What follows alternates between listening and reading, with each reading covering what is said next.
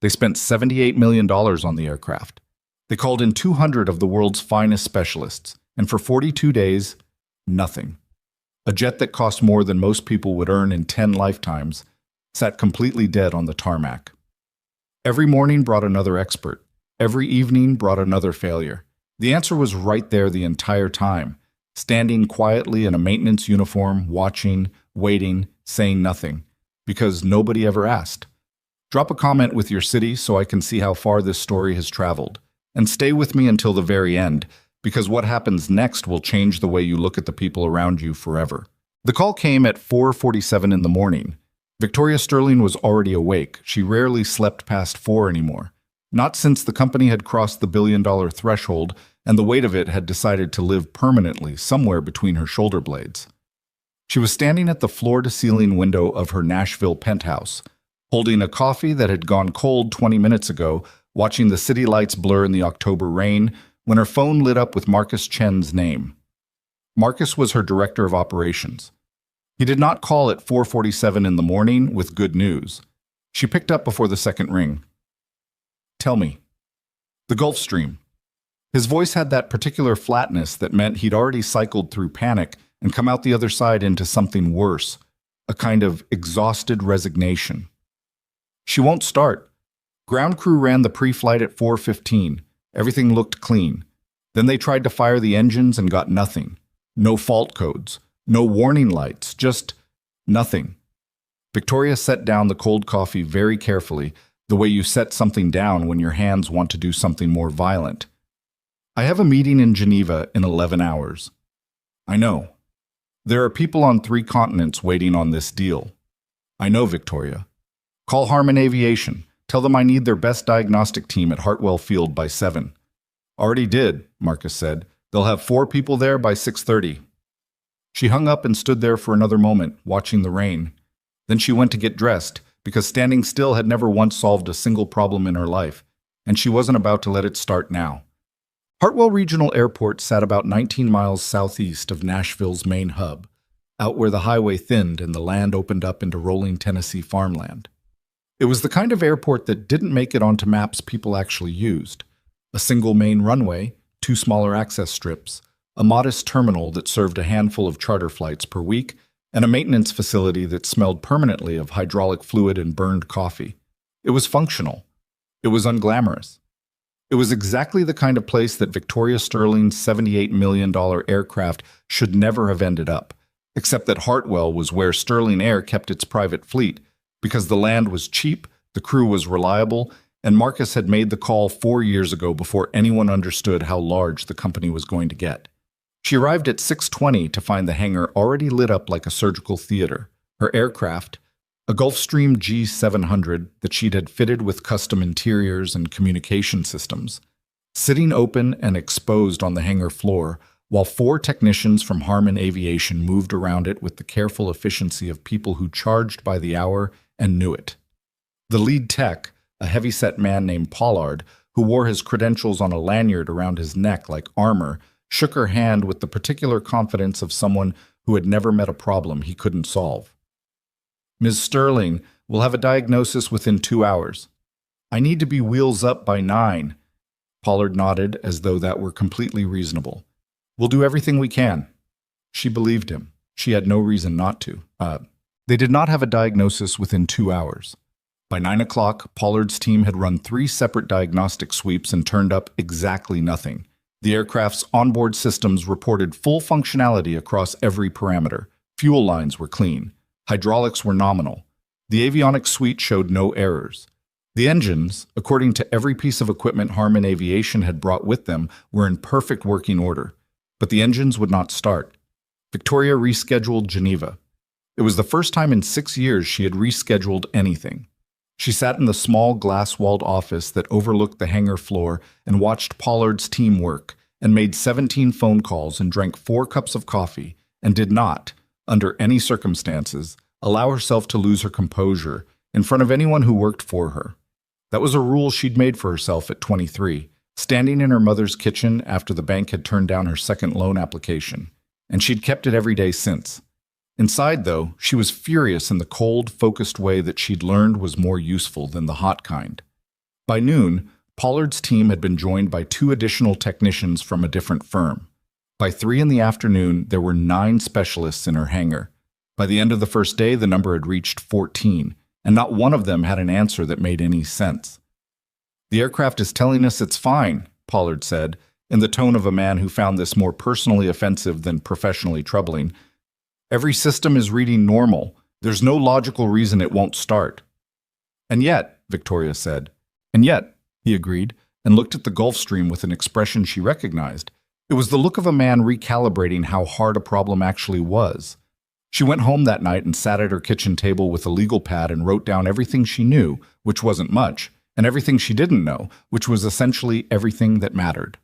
The days became a kind of grinding, expensive theater. By the end of the first week, Victoria's assistant had coordinated the arrival of specialists from 4 different countries. An avionics team from a firm in Seattle that had worked on military aircraft. 2 engine specialists from a company in Zurich that typically consulted for commercial airlines. A diagnostic engineer from Atlanta who had written a published paper on rare electronic faults in high-performance aircraft systems. They came with equipment and credentials and confidence, and they left with none of the confidence and all of the equipment and still no answers. The costs were staggering. Not just the consulting fees, which were significant on their own, but the cascading damage, the deals that had to be restructured, the partners who grew impatient, the contracts that had time-sensitive clauses that were beginning to approach their limits. Victoria's CFO, a precise woman named Diane Okafor, started including a running total at the bottom of her daily briefings. By the end of week 2, that number had 7 figures. By the end of week 3, it had climbed past $4 million in direct and indirect losses, not counting the cost of the specialists themselves. Marcus stopped mentioning the Geneva deal. There were other deals now, equally urgent, equally stalled. "There has to be a pattern," Victoria told her team during a Thursday evening call in week 4. 200 specialists don't all look at the same machine and come up empty unless there's something systematically wrong with how we're approaching this. "We've run every standard diagnostic protocol," said one of the current consultants, a soft-spoken man from a Houston aerospace firm who'd been working the problem for 9 days. "We've pulled apart the engine control system, the avionics interface, the fuel management system." "I understand what you've pulled apart," Victoria said. She didn't mean to sound sharp, but she was tired, and she'd heard variations of this sentence 11 times from 11 different people. "What haven't you pulled apart?" Silence on the line.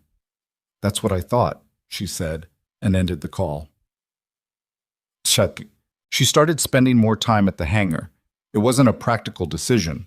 There was nothing she could contribute to the technical investigation, and she had a company to run, which she was continuing to do from her laptop at a folding table in the glass-walled office that was gradually becoming a second headquarters. It was more that she found she couldn't stay away, that some stubborn part of her needed to be physically present with the problem instead of reading reports about it from a distance. That was how she started noticing Ethan Carter. He wasn't hard to overlook, which was, she would later understand, precisely the point. He was the maintenance supervisor at Hartwell, responsible for the airfield's smaller aircraft, the aging facilities, the daily operational machinery that kept the place running. He had nothing officially to do with Victoria's jet or the parade of specialists who had descended on it.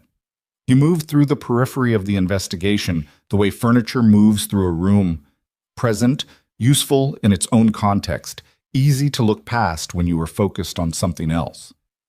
The first time she really registered him was on a Tuesday afternoon in week 3, when she happened to glance up from her laptop and saw him standing near the edge of the hangar, coffee thermos in one hand, watching Pollard's current replacement team run another diagnostic sweep.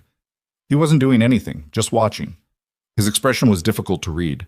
Not quite skeptical, not quite knowing, just attentive in a way that was qualitatively different from the way the consultants looked at the aircraft, which was the look of people trying to impose an answer they already suspected onto a machine that kept refusing to cooperate. She went back to her emails and forgot about it. She saw him again 2 days later in almost exactly the same spot, with the same posture and the same thermos. This time he was reading one of the maintenance reports that had been left on a workbench. Not one of his, but one from the most recent consulting team.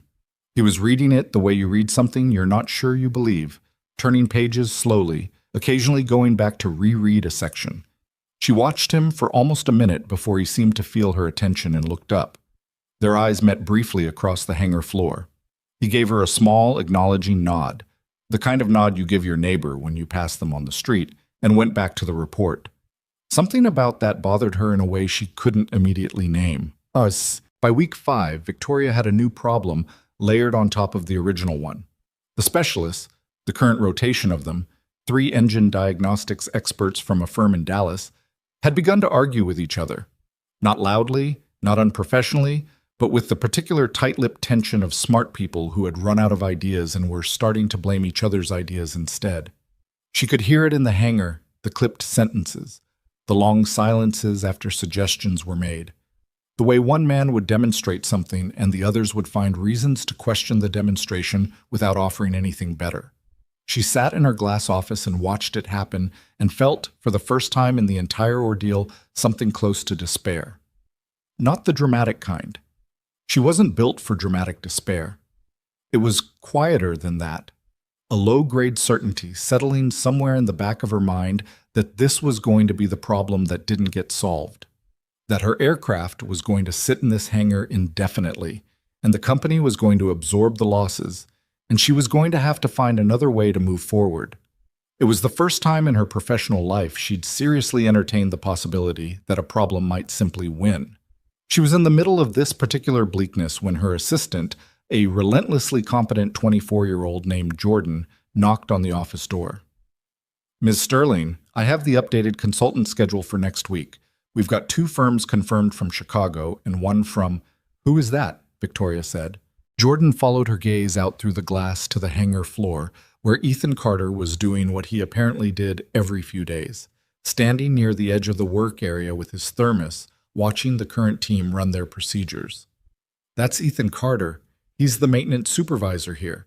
He handles the—" "I know who he is officially," Victoria said. "I mean, who is he? What do you know about him?" Jordan hesitated in the way that meant they were about to say something they weren't sure was relevant. "He's been here about 6 years. Before Hartwell, he worked at a commercial maintenance facility in Memphis. Freight carriers, I think. Single dad, has a daughter in elementary school. He's the one who keeps this whole place running on about a third of the budget it should have. The airfield manager mentioned him when we first arrived, said if we needed anything mechanically speaking, Ethan was the person to ask." Victoria looked at Jordan. "The airfield manager said that and you didn't think to tell me?" "We had 20 consultants from 5 different firms already on site by then. I didn't think—" Jordan stopped. "I should have mentioned it. I'm sorry."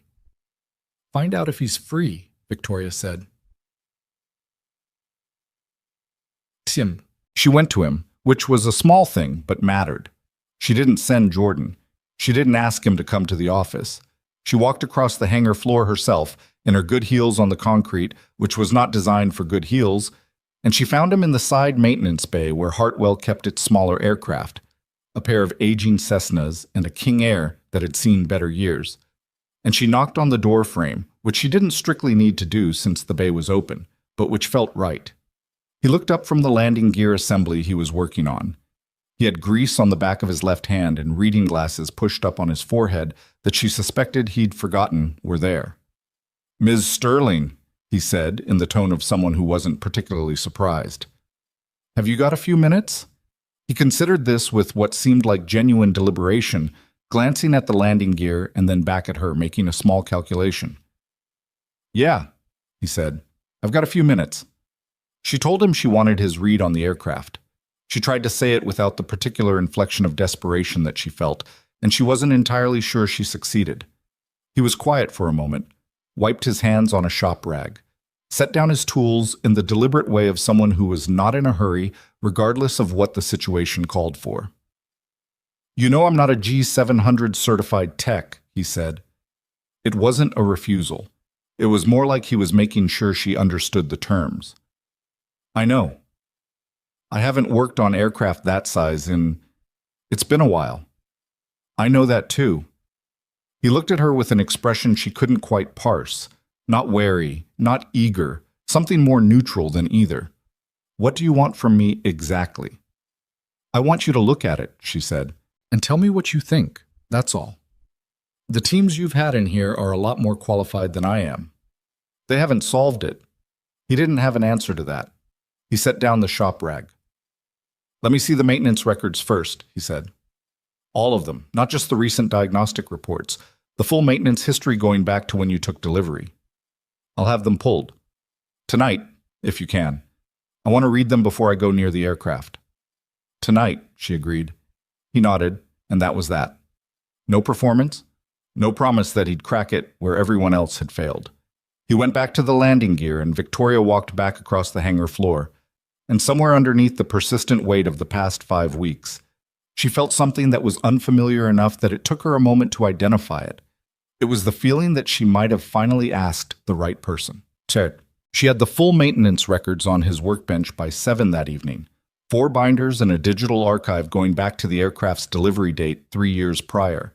She half expected to find him gone for the day, but he was still there, and he'd made fresh coffee, and he didn't offer her any, which she found oddly respectful, as though he understood that this was work and not a social situation, and there was no need to observe the social rituals. He read for 2.5 hours. Victoria didn't stay. She had calls to take, and a company that kept running regardless of her personal crises. But she came back at 9:30 to find him still at it, the binders spread across the workbench with post-it notes bristling from the pages, his glasses now properly on his face instead of his forehead. He had a yellow legal pad with handwritten notes that she couldn't read from the door. Anything? She asked. He held up a finger without looking up. Not rude, just precise, finishing a thought. Then he set down his pen and looked at her over the glasses. When did you acquire this aircraft? 3 years ago. February? From whom? Northgate Aviation Holdings. They'd had it for about 18 months before we purchased it. Did you get the full service history from Northgate? She frowned. I have everything that was provided at acquisition. Why? There's a gap, he said. He opened one of the binders to a page with a post-it note on it.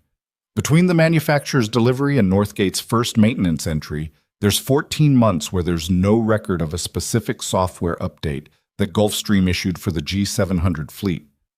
It was a minor update, Engine Control Module Interface Protocol. Most operators had it done within the first year. But if Northgate didn't log it, they might have missed it. Or they might not have done it, he said, which are different things. What does that mean for the aircraft? He was quiet for a moment. The way she was learning was characteristic of him, not hesitating exactly, but choosing precision over speed. I need to get into the avionics bay tomorrow and look at the ECM interface directly, not run diagnostics through the standard software. Actually look at the code. I want to see if there's a timing conflict between the engine control system and the flight management computer. A timing conflict, she repeated. It's a specific kind of fault. The two systems need to communicate within a certain time window every time you try to start the engines. If the protocol versions don't match exactly, if one system got updated and the other didn't, the aircraft sees it as a potential malfunction and shuts itself down before the engines can fire. It's a safety feature. It's doing exactly what it's designed to do. The problem is that every sensor reads normal because technically nothing is broken. Both systems are working correctly. They're just not working correctly together. She stared at him. That's what it is, she said. It wasn't a question.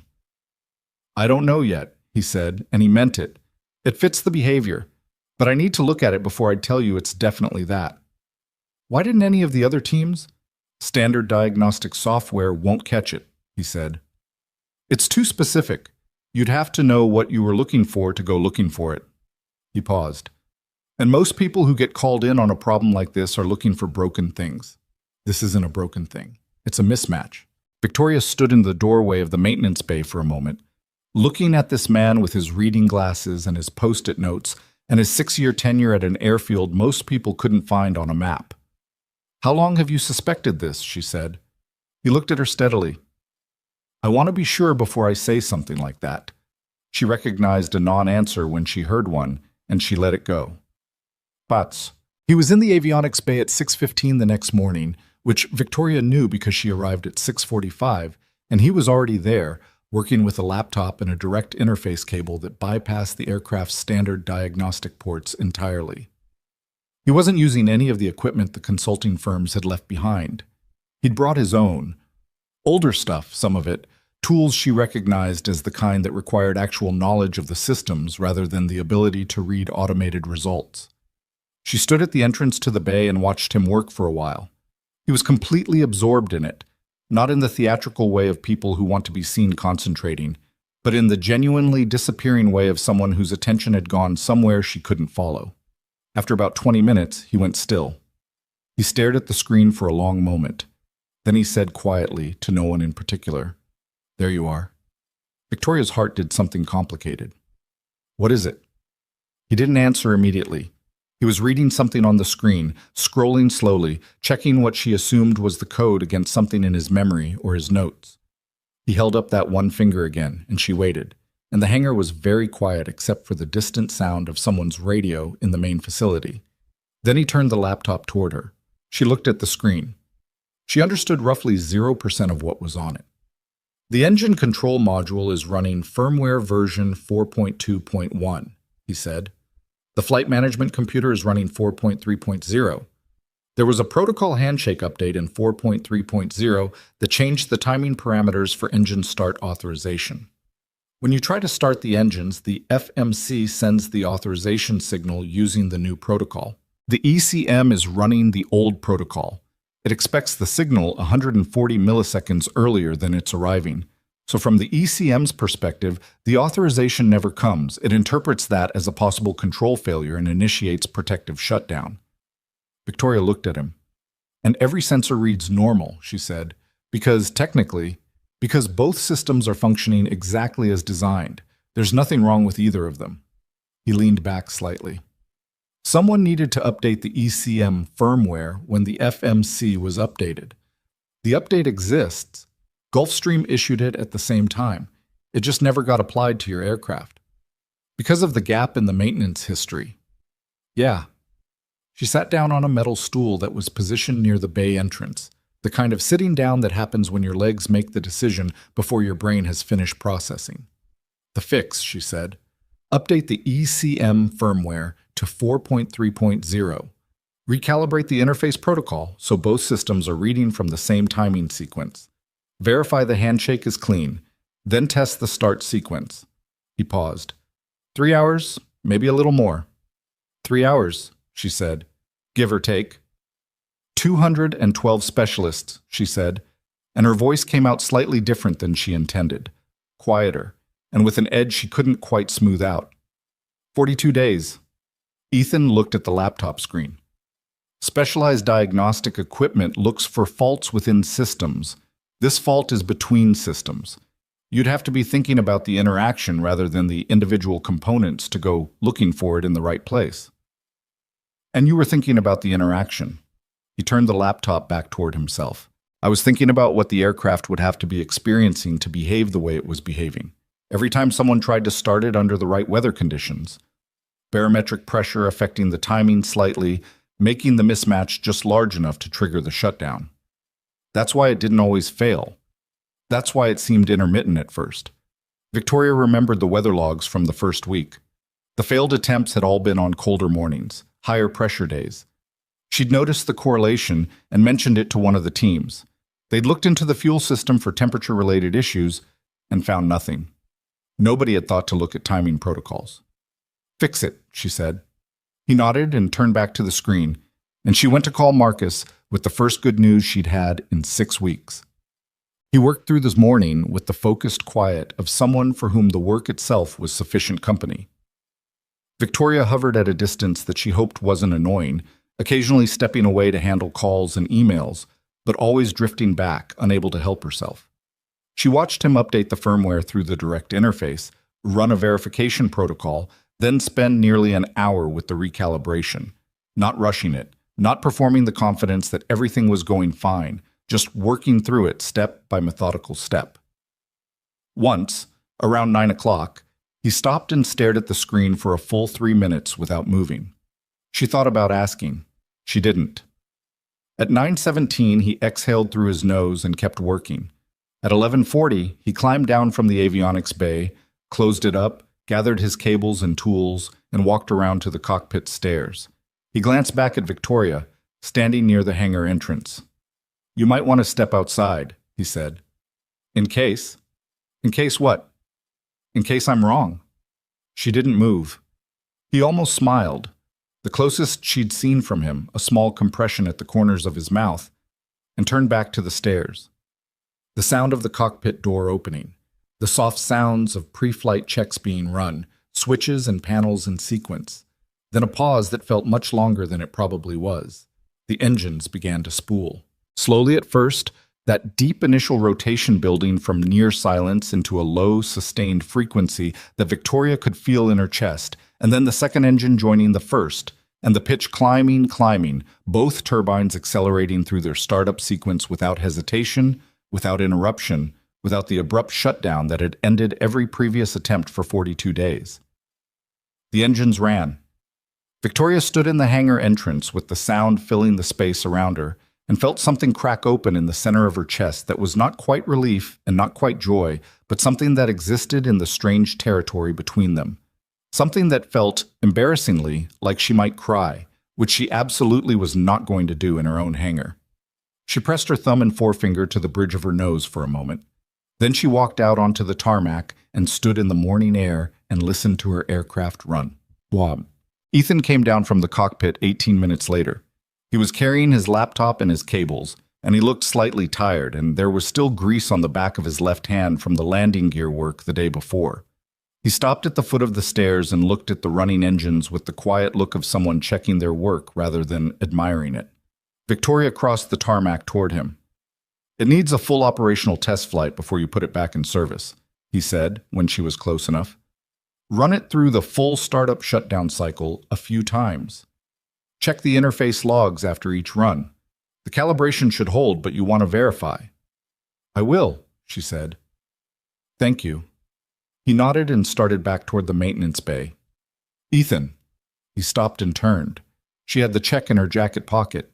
She'd prepared it the night before, after their conversation in the maintenance bay, when she'd started to believe this might actually be solvable. It was an amount significant enough that she'd written it 3 times to make sure she had it right. He looked at the check for a moment, then he took it, and he looked at the number, and something in his expression shifted. Not the explosion of surprise she'd half expected, but something quieter and more complex, a slight softening around the eyes that he recontrolled almost immediately. "This is a lot," he said. "It doesn't cover what you saved me," she said, and meant it. He folded the check carefully and put it in the front pocket of his work shirt. "Sophie's been needing new soccer cleats," he said, which was apparently his way of accepting it. "And the gutters on the house—" He stopped as though he'd said more than he intended. "Anyway, thank you. Can I ask you something?" He waited. "How long did you suspect the timing conflict before I asked you to look at it?" He was quiet for a long moment. The engines were still running behind them, a steady, disciplined roar that was, to Victoria, the most beautiful sound she'd heard in weeks. "A while," he said finally. She'd expected this, and she'd prepared herself for it, and it still landed harder than she expected. "Why didn't you say anything?" He looked at her with a directness that wasn't accusatory, just honest, the way someone looks at you when they're telling you something they think you probably already know. "Because nobody ever asked," he said. He held her gaze for a moment. Then he picked up his bag and walked back across the tarmac toward the maintenance bay, and the engines kept running, and Victoria stood there with those 4 words arranging themselves in her chest like they were finding somewhere to stay permanently. Because nobody ever asked. She turned that over for a long time. The sun had moved significantly by the time she went back inside. Those 4 words didn't leave her. Victoria Sterling had a habit, developed sometime in her mid-20s when the company was still young enough that she could hold the entire operation in her head, of processing difficult things by running. Not on a treadmill. She'd always found treadmills philosophically depressing. The idea of working that hard to stay in exactly the same place, but outside, on actual ground, where the resistance was uneven and unpredictable and demanded your full attention. She ran 4 miles through her neighborhood that evening in the cooling October air, and she turned because nobody ever asked over and over in her mind the way you turn a stone in your hand, feeling for its edges. The thing that bothered her wasn't the failure itself. Failure was something she'd made a kind of uncomfortable peace with over the years.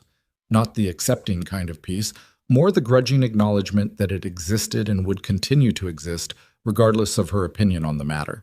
What bothered her was the specific shape of this particular failure.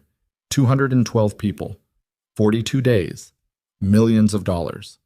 And the answer had been standing 19 feet from the problem the entire time, in a work shirt with someone else's maintenance schedule tucked under his arm, watching.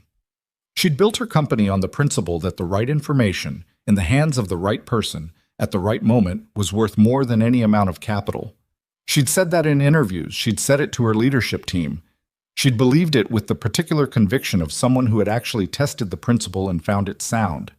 And then she'd spent 6 weeks and several $1 million completely failing to live by it. She ran harder the last half mile and came home winded and irritated and slightly better, the way a hard run usually left her.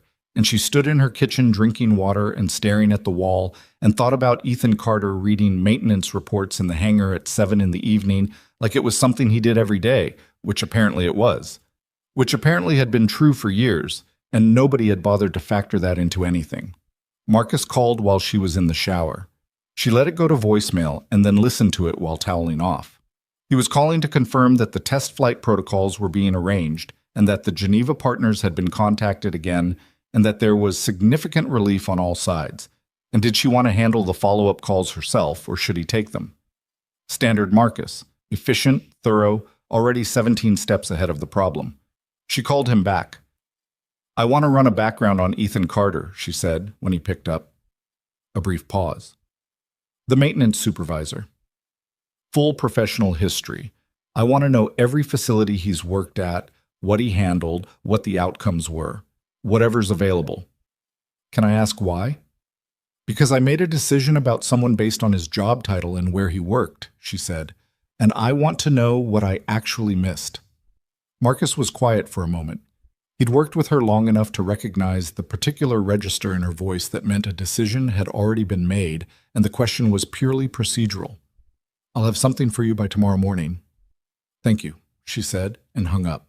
She stood at her bedroom window for a while, looking at the city, thinking about a man who went home every night to an 8-year-old daughter and aging gutters and soccer cleats that needed replacing, who had known something that 200 experts didn't know, and had stayed quiet about it because the culture of the room had made silence the path of least resistance.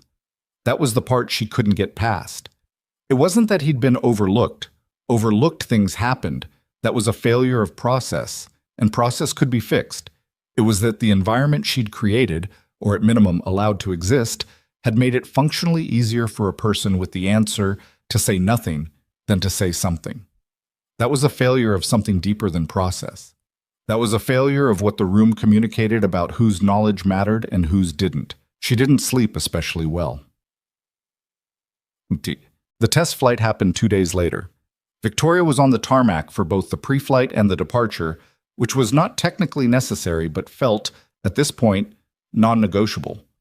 She watched her chief pilot, a careful 20-year veteran named Roland Finch, who had been quietly devastated by the grounding and had tried not to show it in front of anyone, complete the pre-flight checks with an expression of focused concentration that was only slightly belied by the way his shoulders had dropped about 2 inches from where they'd been sitting for the past 6 weeks. Ethan was there too, at the edge of the tarmac, which she'd asked for specifically. She'd told Marcus to let him know the test flight was happening and that his presence was requested, and Ethan had said through Marcus that he'd be there, and he was, with his thermos and his work jacket and the particular quality of stillness that she was starting to recognize as simply how he occupied space.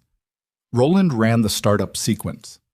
Everyone on the tarmac went quiet in that involuntary way of a group of people collectively holding their breath. The engines spooled, both of them, clean and uninterrupted, reaching operating RPM with the smooth assurance of machinery doing exactly what it was designed to do. Roland's voice came through the radio, steady and professional, and carrying underneath it something that was almost imperceptible unless you'd heard it absent for 6 weeks. Relief. "All systems nominal. We are go for taxi." The aircraft moved.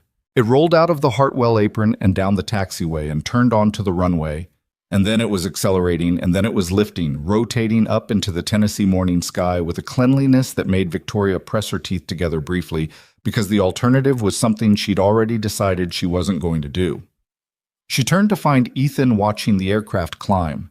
His expression was the same quiet attention he'd worn through the entire 6 weeks, but there was something slightly different underneath it now. Something she might have called satisfaction if she thought he was the kind of person who used that word about himself. He wasn't. She was already fairly sure of that. "It'll need 3 full cycles," he said, still watching the aircraft. "Startup, full operational run, shutdown.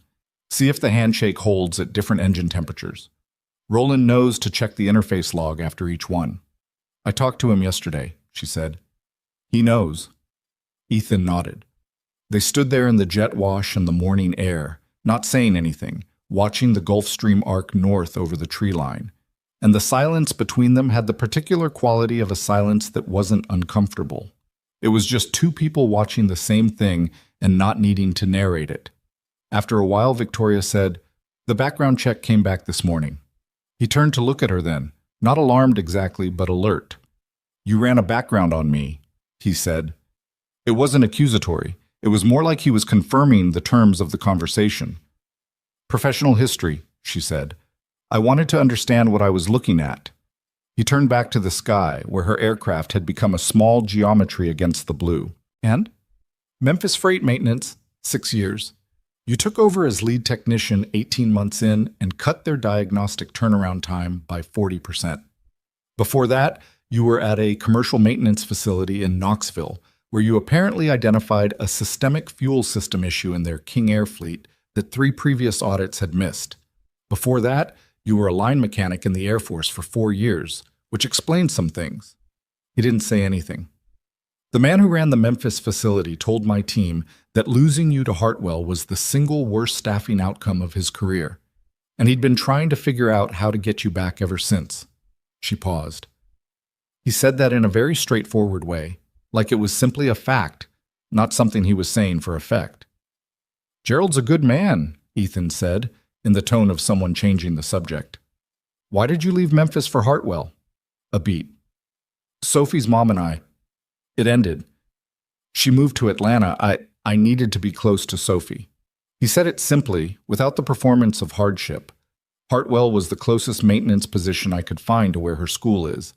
Took a significant pay cut. It was what it was. Victoria absorbed this. "And you've been here 6 years. 6 years," he confirmed, "getting paid about 1/3 of what you'd be earning anywhere else." He looked at her sideways. "You really did a thorough background." "I'm good at knowing what questions to ask," she said, "when I decide to ask them." The emphasis was deliberate, and he heard it, and he let it pass without comment, which she appreciated. "The offer," she said. "I want to make a formal one." He was quiet. "Director of Maintenance for the Sterling Air Private Fleet. It's currently managed by an outside firm that clearly has limitations." She kept her voice neutral on that last part, though it cost her something. "I want it in-house, and I want someone running it who actually understands these aircraft rather than someone who understands the diagnostic software that's supposed to understand these aircraft." He didn't say anything for a long time, long enough that she started calculating whether she'd misjudged this, whether she'd read the situation wrong, whether he was simply going to say no and she was going to have to figure out what to do with that. "What would it actually involve?" he said finally. She'd prepared for this. She took him through it, the scope, the resources, the team he'd be building, the travel expectations, the compensation package she'd had Diane put together the previous afternoon. She tried to give it to him straight, without the sales inflection she used in boardrooms, because something told her that sales inflection would be the exact wrong approach with this particular person. He listened without interrupting. He was good at listening. She'd noticed that. He didn't fill silences with affirmations or nods or small vocalizations to prove he was tracking.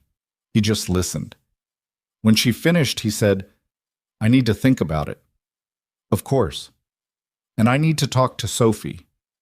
She hadn't expected that, or rather, she hadn't consciously expected it. But when he said it, it felt completely consistent with everything she'd observed about him. "Okay," she said. "She's 8. he added, as though clarifying why this conversation mattered. She's got a lot of opinions. I'd imagine. The aircraft was a speck now, far north over the hills. Ethan watched it for another moment and then looked down at his thermos. How long do I have? Take the time you need, she said, which was not quite true. She was Victoria Sterling, and her threshold for open-ended timelines was professionally limited. But which was the right thing to say to this man, in this moment, and she meant it more than she usually meant things she said for effect. He nodded and started back toward the maintenance bay. She watched him go and thought that she had spent 30 years learning to read rooms and people and situations, and she was relatively confident she was good at it, and she was also aware that she had completely failed to read Ethan Carter for 6 weeks, while he stood 15 feet from her. That was not a comfortable thing to sit with. But discomfort had always been how she learned things, and she'd gotten better over the years at letting it do its work rather than arguing with it. The call from Roland came at 2:17 that afternoon. 3 cycles, he said. Perfect handshake every time. Interface logs are clean. She's ready to fly. Victoria was in a conference call with partners in Singapore when the message came through, and she excused herself with an apology that she did not entirely feel, which was unusual because she was normally very good at feeling her apologies to international business partners. She stepped out to the hallway of her Nashville office. She'd come in properly for the first time in weeks, and called Roland back. No anomalies? None. I pushed it through some edge conditions in the weather. Flew at altitude where barometric variance was significant. Nothing triggered. The calibration is solid. He paused. Ms. Sterling, whoever figured this out, they knew exactly what they were doing. Yes, she said. They did. She went back into the conference call and finished the meeting and then sat in her office for a while doing something she almost never did, which was nothing. Just sitting. Looking at the city through her windows, which were the same floor-to-ceiling type as her penthouse, because she'd discovered early that the height was useful. It gave her a sense of perspective when the small problems were threatening to obscure the larger picture. She thought about the past 6 weeks. She thought about the cascade of cost, not just the millions in consulting fees and delayed deals, but the subtler, more corrosive cost of having her entire operation in a kind of suspended state, the way an organization holds its breath when its leader's attention is consumed by a single problem. She thought about the 14 deals that had been affected in varying degrees, and the partners who had absorbed the uncertainty with varying degrees of grace, and the team members who had spent 6 weeks reading the tension in her face and worrying about what it meant.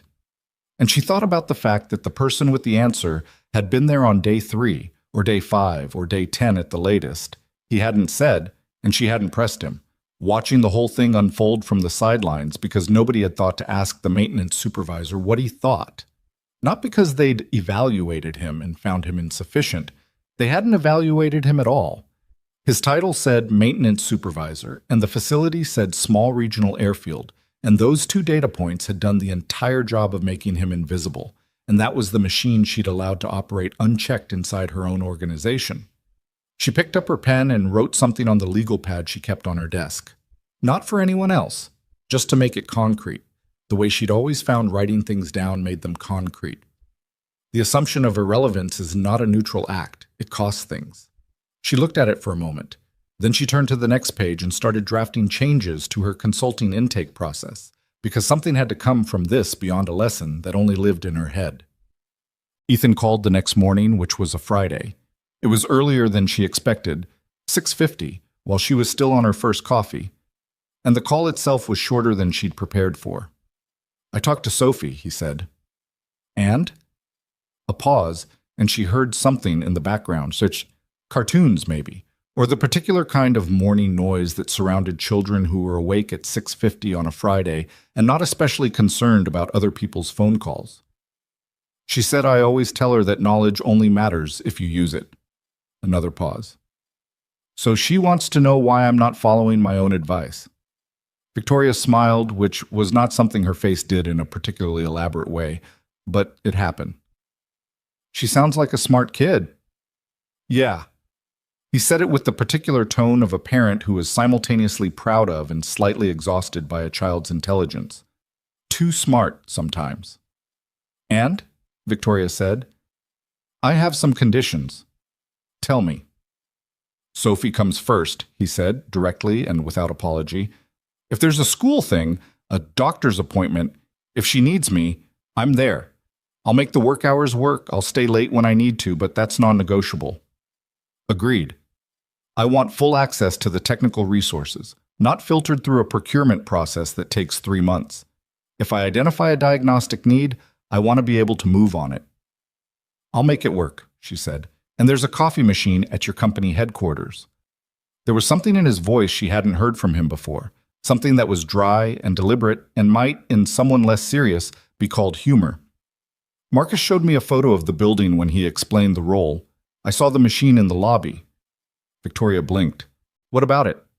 It's a commercial pod machine, Ethan said, with the tone of a man delivering a diagnosis. Someone made a bad purchasing decision, and now everyone is suffering for it. I want to fix that on my first day before any executive meetings. She stared at her phone for a second. You want to fix the coffee machine, she said. It's a morale issue, he said. You can tell a lot about an organization from how they treat their coffee situation. The laugh that came out of Victoria was genuine enough that it surprised her slightly. It had been a while since she'd been genuinely surprised by a laugh. Agreed, she said. All 3 conditions. Then I'll take the job. She set her coffee down. When can you start? I need 2 weeks to transition the Hartwell maintenance responsibility. I'm not going to leave them short-handed. I'll find a replacement and make sure they know the systems before I go.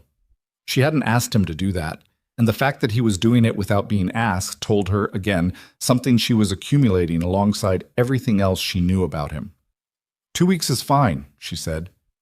Okay, he said, and then, after a moment, thank you for asking. The particular weight he placed on those last 2 words was subtle enough that someone listening casually might not have caught it. Victoria caught it. Thank you for answering, she said. The 2 weeks felt longer than 6 weeks had, which made no logical sense and was entirely true. Victoria was back in full operational mode. The Geneva meeting had been rescheduled and executed, the delayed deals had been revived and in 2 cases improved by the delay, because sometimes a forced pause created space for better terms, and she'd learned to look for those inversions. The company was moving again, and with it the particular high-frequency energy that she ran on and was honest enough with herself to acknowledge she was slightly addicted to. But she kept tracking the Hartwell situation in the background. She asked Marcus for weekly updates, which was unusual. She normally delegated and didn't hover. And Marcus, to his credit, understood that this was not hovering for the usual reasons and gave her the updates without editorializing. Ethan had found a replacement within 4 days. A former student of his, apparently, a young woman named Casey, who'd been working at a facility in Clarksville and whom Ethan had been informally mentoring for about 2 years. He'd called her on a Tuesday evening, and by Thursday she'd driven out to Hartwell and walked through the facility with him for most of the day, and by Friday the transition plan was in place. He trained her on every system in 3 days, Marcus reported. The Hartwell manager is actually more confident in the replacement than he was expecting to be. Of course he is, Victoria said. The other thing, and I'm not entirely sure how to report this, so I'll just tell you what I saw.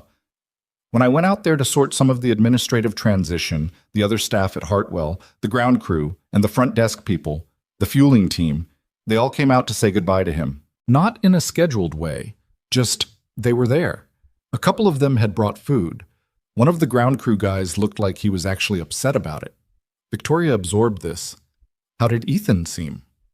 He seemed like someone who had mixed feelings but didn't intend to express them in public, Marcus said. He shook everyone's hands and helped the fueling crew with a stuck valve on one of the auxiliary carts before he left, even though he'd already formally handed over his duties. Just did it because it needed doing. She thought about that for a while after she hung up. There was a version of this story, she knew, that could be told as a triumphant discovery narrative. The brilliant diamond in the rough, found at last and elevated to his proper place. She'd heard that story told about other people in other industries, and she'd always found it faintly dishonest because it centered the person doing the discovering rather than the person being discovered, and it implied that the elevation was a correction of some natural disorder when usually the disorder was the system itself. Ethan Carter wasn't a diamond in the rough. He was a competent, serious, quietly exceptional person who had spent 6 years doing excellent work at a small airfield while raising a kid alone, and who had been ignored not because of any deficiency, but because the people with the power to ask questions had been asking them in the wrong rooms. That was the actual story. She made a note to herself, another one on the same legal pad, to figure out how many other Ethan Carters might be operating in the periphery of her company right now, doing work that nobody was accounting for because their titles didn't suggest it and their facilities didn't announce it. That note got transferred to a proper document and sent to Marcus with a subject line that said simply, Organizational Audit, Overlooked Competency. Let's talk Monday. Marcus replied within 4 minutes with, On it, was wondering when you'd get here, which was Marcus's way of telling her something she probably should have known sooner, and which she accepted with the same ungraceful grace she tried to apply to all the things she should have known sooner. Ethan arrived on a Monday. He drove himself, which she'd offered to arrange otherwise, and he'd declined, in a truck that was a few years past its prime, but clearly well-maintained, which was on brand in a way that she found either funny or moving, depending on what angle she was coming at it from. Sophie was not with him. She was in school, which was where Sophie was on Monday mornings, because Ethan was not the kind of person who disrupted his daughter's routine for his own logistical convenience. She'd start at her new school the following week, after the weekend transition, and Ethan had apparently spent considerable time over the previous 2 weeks coordinating with the school counselor about the adjustment, which was a level of parental preparation that most adults she knew didn't apply to anything. He came to the lobby in the same work jacket he'd worn at Hartwell, which was not quite right for the environment. Headquarters was a glass and steel building in the Gulch neighborhood, the kind of building that had a concierge, and which he didn't seem especially concerned about. The coffee machine was, in fact, terrible. Victoria had known this in a vague, background way. She had a proper espresso setup in her private office, so the lobby machine had never been her personal problem. But she'd never looked at it the way she found herself looking at it now, through whatever lens Ethan had handed her in the past few weeks. The lens that asked what small systemic failures were hiding in plain sight, because no one in a position to address them had thought to look. He spent 22 minutes on it. Victoria watched from across the lobby, pretending to review something on her phone, while he disassembled the machine's exterior panel, identified what appeared to be both a mechanical issue and a programming error in the dispensing sequence, fixed both, reassembled it, and ran a test cycle. He handed a cup to the young man at the front desk, who had been watching with the expression of someone witnessing something they couldn't quite categorize. The desk attendant tasted it. His eyebrows went up. "That's actually really good," he said. "Yeah," Ethan said, in the tone of someone confirming a fact rather than receiving a compliment. It was always going to be good. It just needed someone to sort out what was wrong with it. He picked up his bag and looked across the lobby to where Victoria was standing, and she realized she'd completely failed at the pretending to review her phone thing, and she didn't particularly care. "Ready?" she said. "Ready?" he said. They walked toward the elevators, and behind them, the front desk attendant was already telling someone on his radio about the coffee machine, and somewhere in the building, a version of things that hadn't been working was quietly starting to work, and that was, Victoria thought, as good a beginning as any. The elevator ride to the 14th floor took 43 seconds, which Victoria knew because she'd timed it once during a particularly slow week, and in those 43 seconds neither she nor Ethan said anything. It wasn't an awkward silence. It was more the silence of two people who had already negotiated something significant and were now in the brief pause before the next thing began. The elevator opened to the main operations floor. Open plan, lots of glass, the particular low hum of an organization that ran across multiple time zones and therefore never fully stopped. And Victoria watched Ethan take it in. He didn't react the way people usually reacted to her headquarters for the first time. Most visitors did something, looked up at the ceiling height, took in the city view through the south-facing windows, registered the scale of the place in some visible way. Ethan looked at it the way he looked at the aircraft, methodically, left to right, like he was cataloging systems rather than aesthetics. "Operations floor," she said. "Your office is 1 floor up. I'll show you after the introductions." "Okay," he said. Marcus was waiting near the central cluster of desks, and seeing Marcus and Ethan in the same frame for the first time was briefly disorienting. Marcus in his tailored charcoal suit, Ethan in his work jacket, both of them completely self-possessed in ways that had nothing to do with what they were wearing. Marcus extended his hand. "Ethan, good to finally meet you properly." "Same," Ethan said, and shook it, and that was the entirety of the greeting, which Marcus seemed to find perfectly adequate. The introductions moved through the core team with the efficient courtesy of a well-run organization.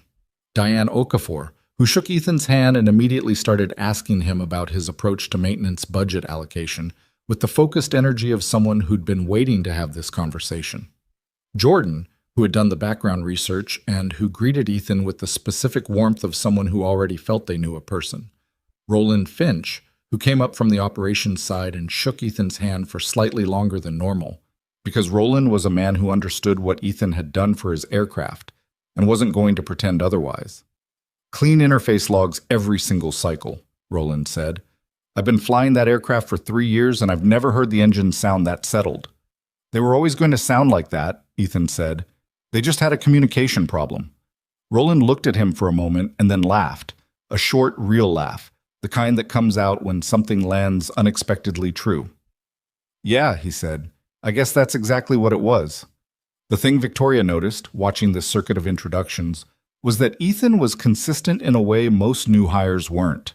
People arriving in a new organization with a significant title and a backstory like his usually performed some version of themselves, either the deliberate modesty of someone managing expectations or the compensatory confidence of someone overriding nerves.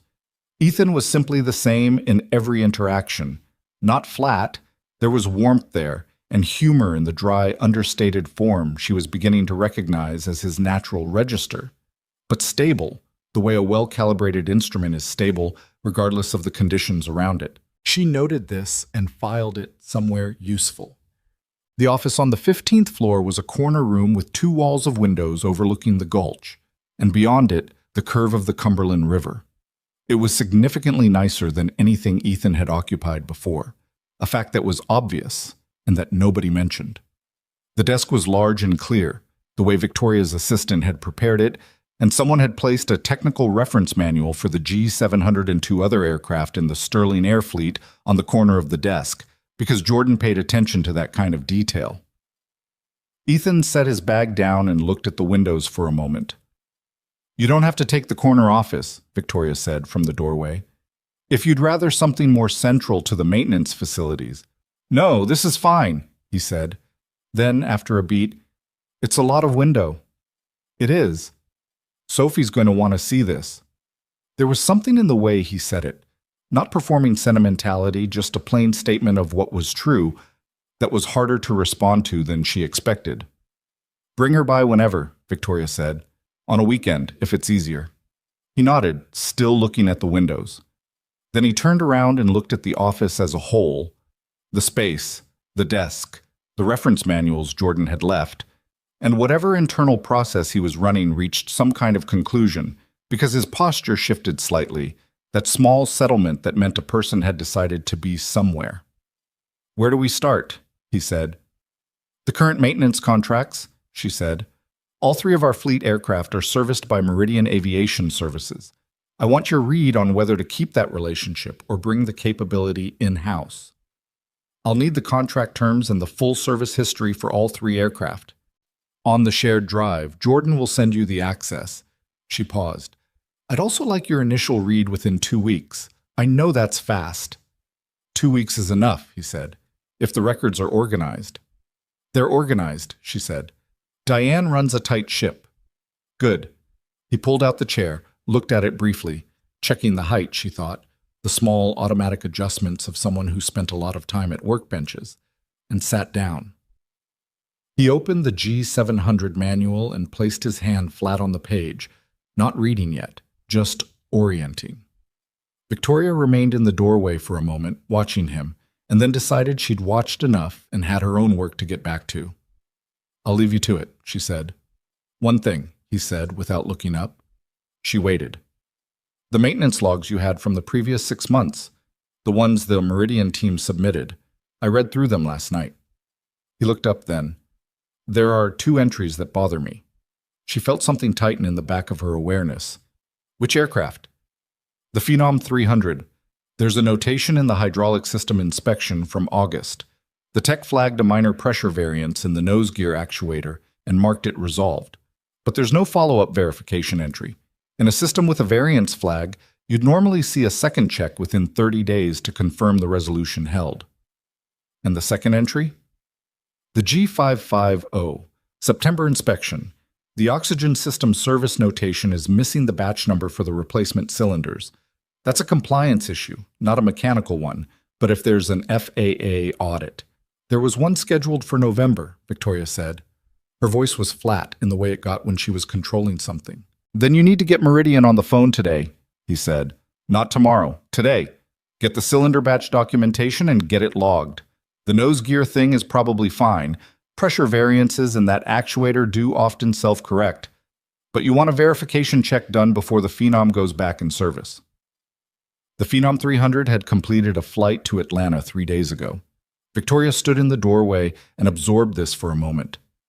How long would it have taken the Meridian team to catch this on their own? Ethan looked back at the manual. Hard to say. Maybe the November audit would have surfaced the oxygen documentation issue. The hydraulic thing. He paused. Maybe never.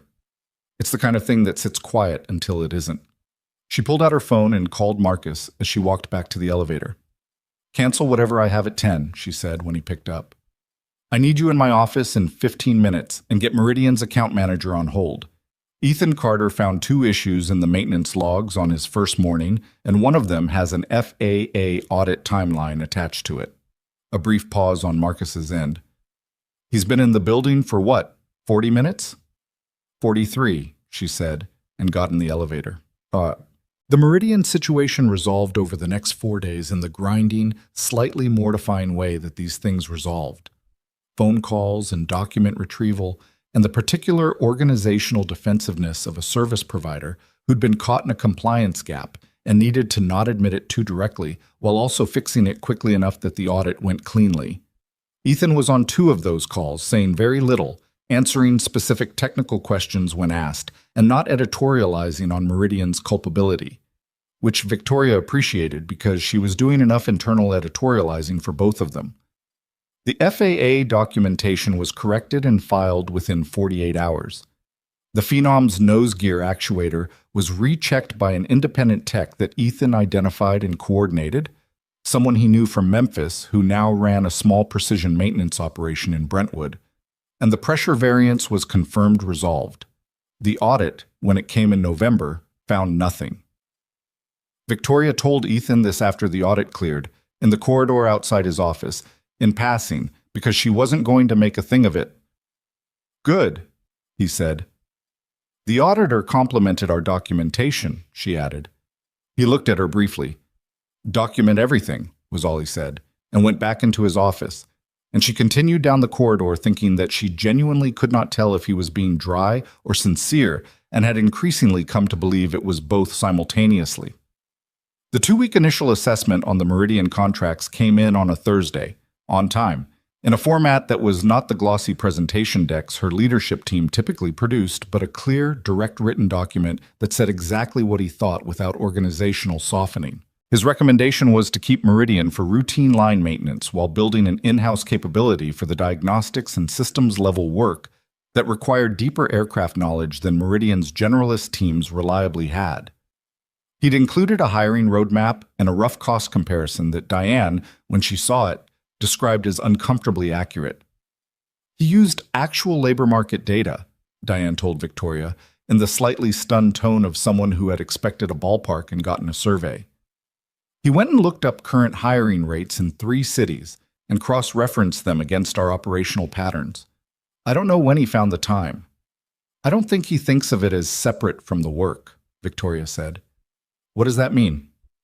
It means he doesn't stop paying attention just because the immediate task is done. Diane looked at her for a moment. Where did you find this man? He was already there, Victoria said. I just eventually asked. Sophie Carter arrived for her first visit to the headquarters on a Saturday morning in November, approximately 3 weeks after Ethan started, delivered by her father at 9 o'clock in the Sterling Air lobby, because Sophie had announced at dinner on Friday that she wanted to see where Dad worked, and couldn't they go tomorrow? And Ethan had called Victoria with what she sensed was a slightly apologetic warning, and Victoria had said come whenever, which she'd meant. Victoria was there when they arrived, which had required some adjustment to her morning, because she was at headquarters most Saturday mornings anyway, but typically arrived at 7 and was deep into email by 9. She told herself she was there because she had work to do, which was true, and not because she was curious about Sophie, which was also true and which she was aware of. Sophie was small for 8, with her father's brown eyes and a soccer shin guard still faintly outlined in dirt on her left leg because she'd had practice the previous afternoon and apparently the bath hadn't been thorough. She was wearing a hoodie that said Tennessee Valley Youth Soccer on it in letters that were beginning to peel, and she looked at the lobby with the unfiltered assessment of a child who hadn't yet learned to moderate her first reactions.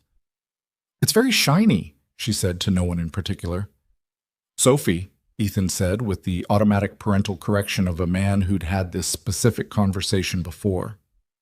"It is shiny, though," Sophie said, in the tone of someone who considered this a neutral observation rather than a criticism, which it apparently was, because she followed it immediately with, "I like the ceiling," while looking up at the atrium with an expression of genuine appreciation. Victoria crouched down slightly. Not all the way. She wasn't going to condescend to the kid, and introduced herself. Sophie looked at her with the direct, slightly evaluating gaze of a child who had been raised to look at people when they spoke to her. "You're the one who gave my dad the job," she said. "He gave himself the job," Victoria said. "He earned it. I just offered." Sophie considered this with the seriousness of someone who was actually weighing it. "He says that you asked him when everyone else didn't notice him." Ethan made a quiet sound that was not quite clearing his throat. "He knew things that were important," Victoria said, "and I was slow to ask about them. That was a mistake I made, and I'm glad I eventually corrected it." Sophie looked at her a little longer, and Victoria had the unusual experience of feeling assessed by someone who was 4'2" and missing a tooth on the lower left side. "Okay, Sophie said finally, apparently satisfied, and looked back up at the ceiling. Ethan caught Victoria's eye over the top of Sophie's head with an expression that contained approximately 7 things at once, one of which was apology, and one of which was something warmer that didn't have a clean name. "Can I see Dad's office?" Sophie asked. "Absolutely," Victoria said, and gestured toward the elevators. Sophie, it turned out, had opinions about a great number of things. She thought the elevator was too slow, which was fair. She thought the operations floor looked like something from a movie, specifically a spy movie, which was a comparison Victoria had not previously considered but now couldn't unsee. She thought her father's corner office was, in her exact words, kind of too big for just one person, but the windows really good, which was the most accurate architectural review Victoria had heard in some time. She sat in Ethan's chair, which swallowed her, and spun it once with an expression of satisfaction, and then climbed out and went to stand at the window and look at the river. "You can see the whole city," she said. "Most of it," Ethan said. He was leaning against the doorframe with his arms crossed in the way he stood when he was watching something he found worth watching. "Which direction is school?" He pointed. She pressed her nose briefly against the glass and then seemed to decide that was sufficient and turned around. Her attention landed on the technical manuals on the corner of the desk, and she picked one up with the proprietary ease of a child in her parents' space. "Is this for the airplane you fixed?" "The one I fixed is this one," he said, pointing to a different manual. "That one's for a smaller aircraft we also operate." "Do they all have the same problem?" "No. Every aircraft has different problems, sometimes similar ones, but rarely the same." Sophie put the manual down and looked at him. "Is this job harder than the old one?" "Different," he said. "More responsibility. More resources." "Do you like it?" He was quiet for a moment, in the way Victoria had come to recognize as him actually considering a question rather than defaulting to a polite answer. "I think I'm going to like it," he said. "Ask me in 6 months." Sophie seemed to accept this as reasonable. She looked at Victoria. "Do you like your job?" Victoria blinked. "Yes," she said. "Most days." What about the bad days? On the bad days, I think about what I do instead, Victoria said. And then I can't think of anything I'd rather be doing, so I go back to work. Sophie thought about this. Dad says the same kind of thing, she said. Except he also says on really bad days he thinks about our spaghetti dinners. Ethan uncrossed his arms and looked at a point slightly above the window. Sophie, he said. What? It's true. I know it's true. Then why are you making the face? The face in question was the face of a man who had not intended to share that particular piece of information in this particular context, and Victoria stored it alongside everything else she was accumulating about Ethan Carter and his remarkable daughter. It's a good reason, Victoria said. Spaghetti dinners are important. Sophie nodded with the vindicated energy of someone who had just been supported by a credible third party. See? She told her father. I see, he said dryly and pushed off the doorframe. We should let Ms. Sterling get back to her work. Victoria said. And then, because she hadn't planned to say it, but it was the right thing. You can call me Victoria. Both of you. Sophie looked at her with the same evaluating directness as before, and then something relaxed in her face. Not dramatically, just a small settlement, the way trust lands when it decides to land. Okay, Victoria, she said. The 6 weeks that followed were not smooth, and Victoria would have been suspicious if they had been.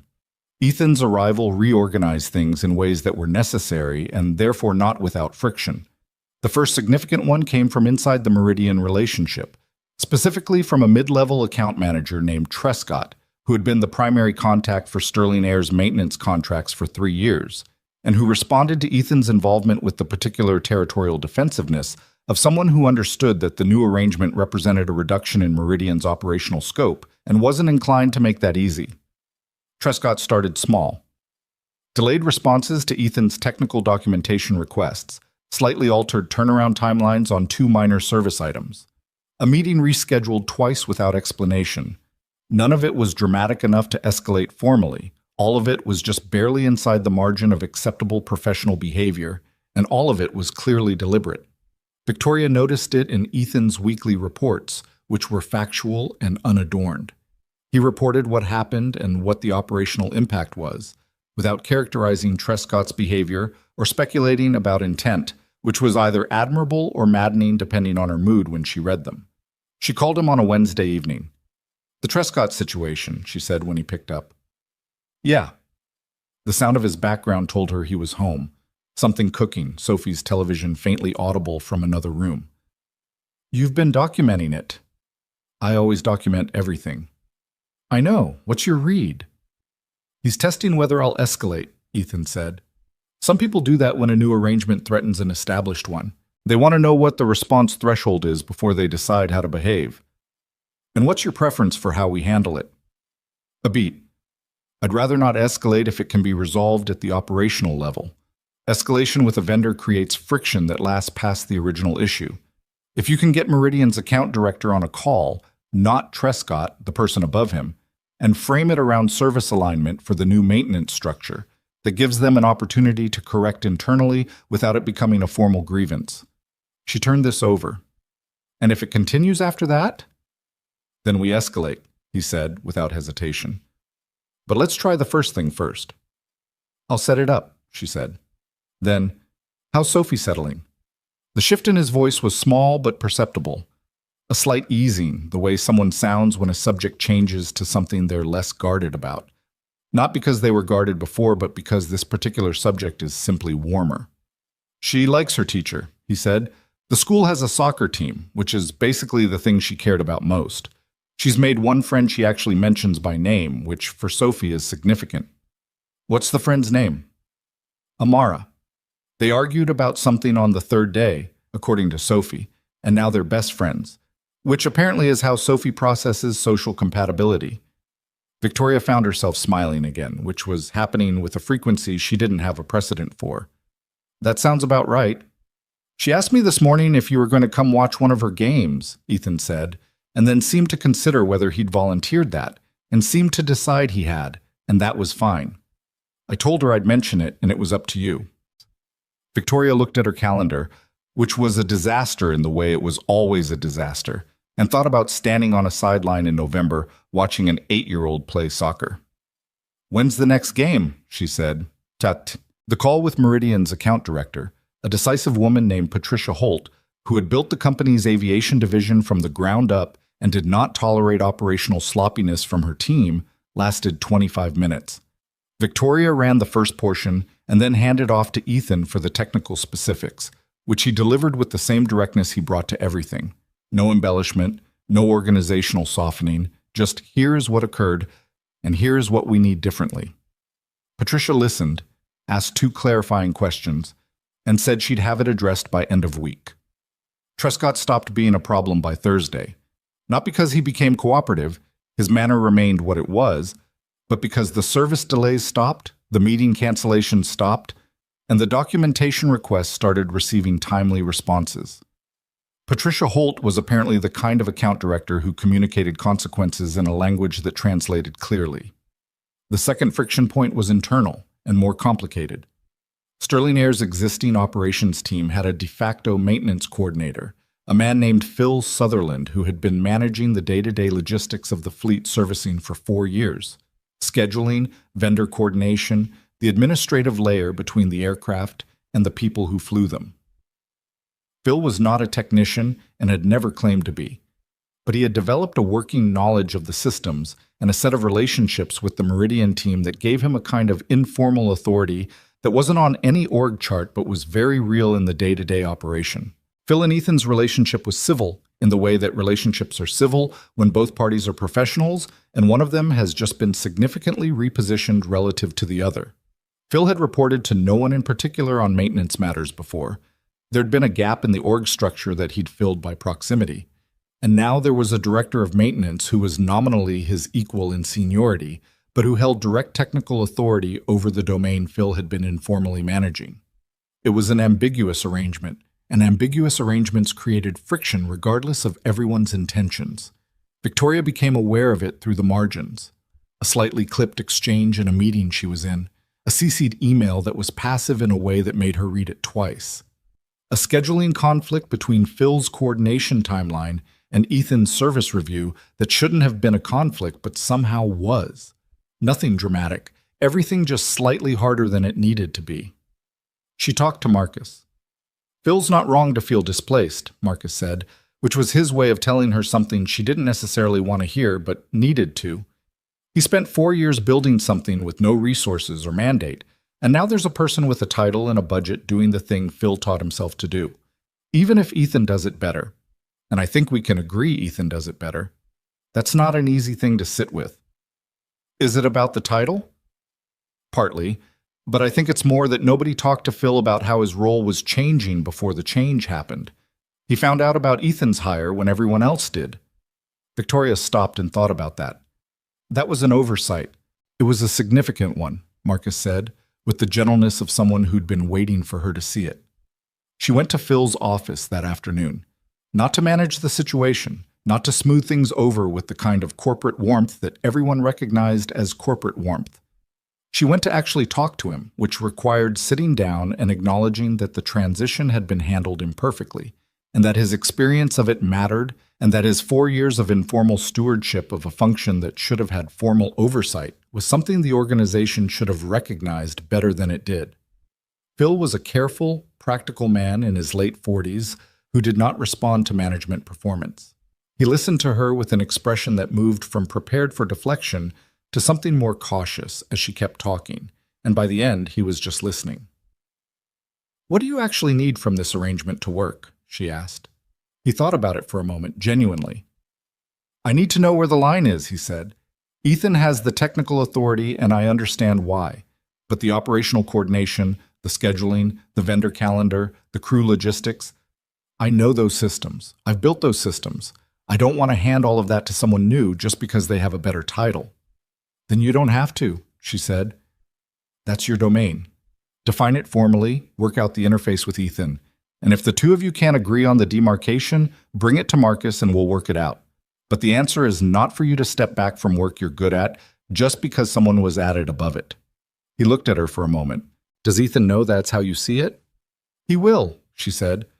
as soon as I leave this office and talk to him, which was what she did. Ethan listened to the same conversation from the other direction with the same quality of actual listening, and when she was done, he said, Phil knows the operational layer better than I do right now. That's a fact. I don't need to own that layer. I need it to work. If he runs it and I have clear authority on the technical side, that's a reasonable arrangement. It requires you both to agree on the interface explicitly. I know. I'll talk to him. Today, if you can. I'll talk to him now, he said, and stood up. She thought, not for the first time, that watching Ethan Carter approach a problem was instructive in a specific way that boardroom strategy sessions rarely were. He didn't optimize for looking good relative to the problem.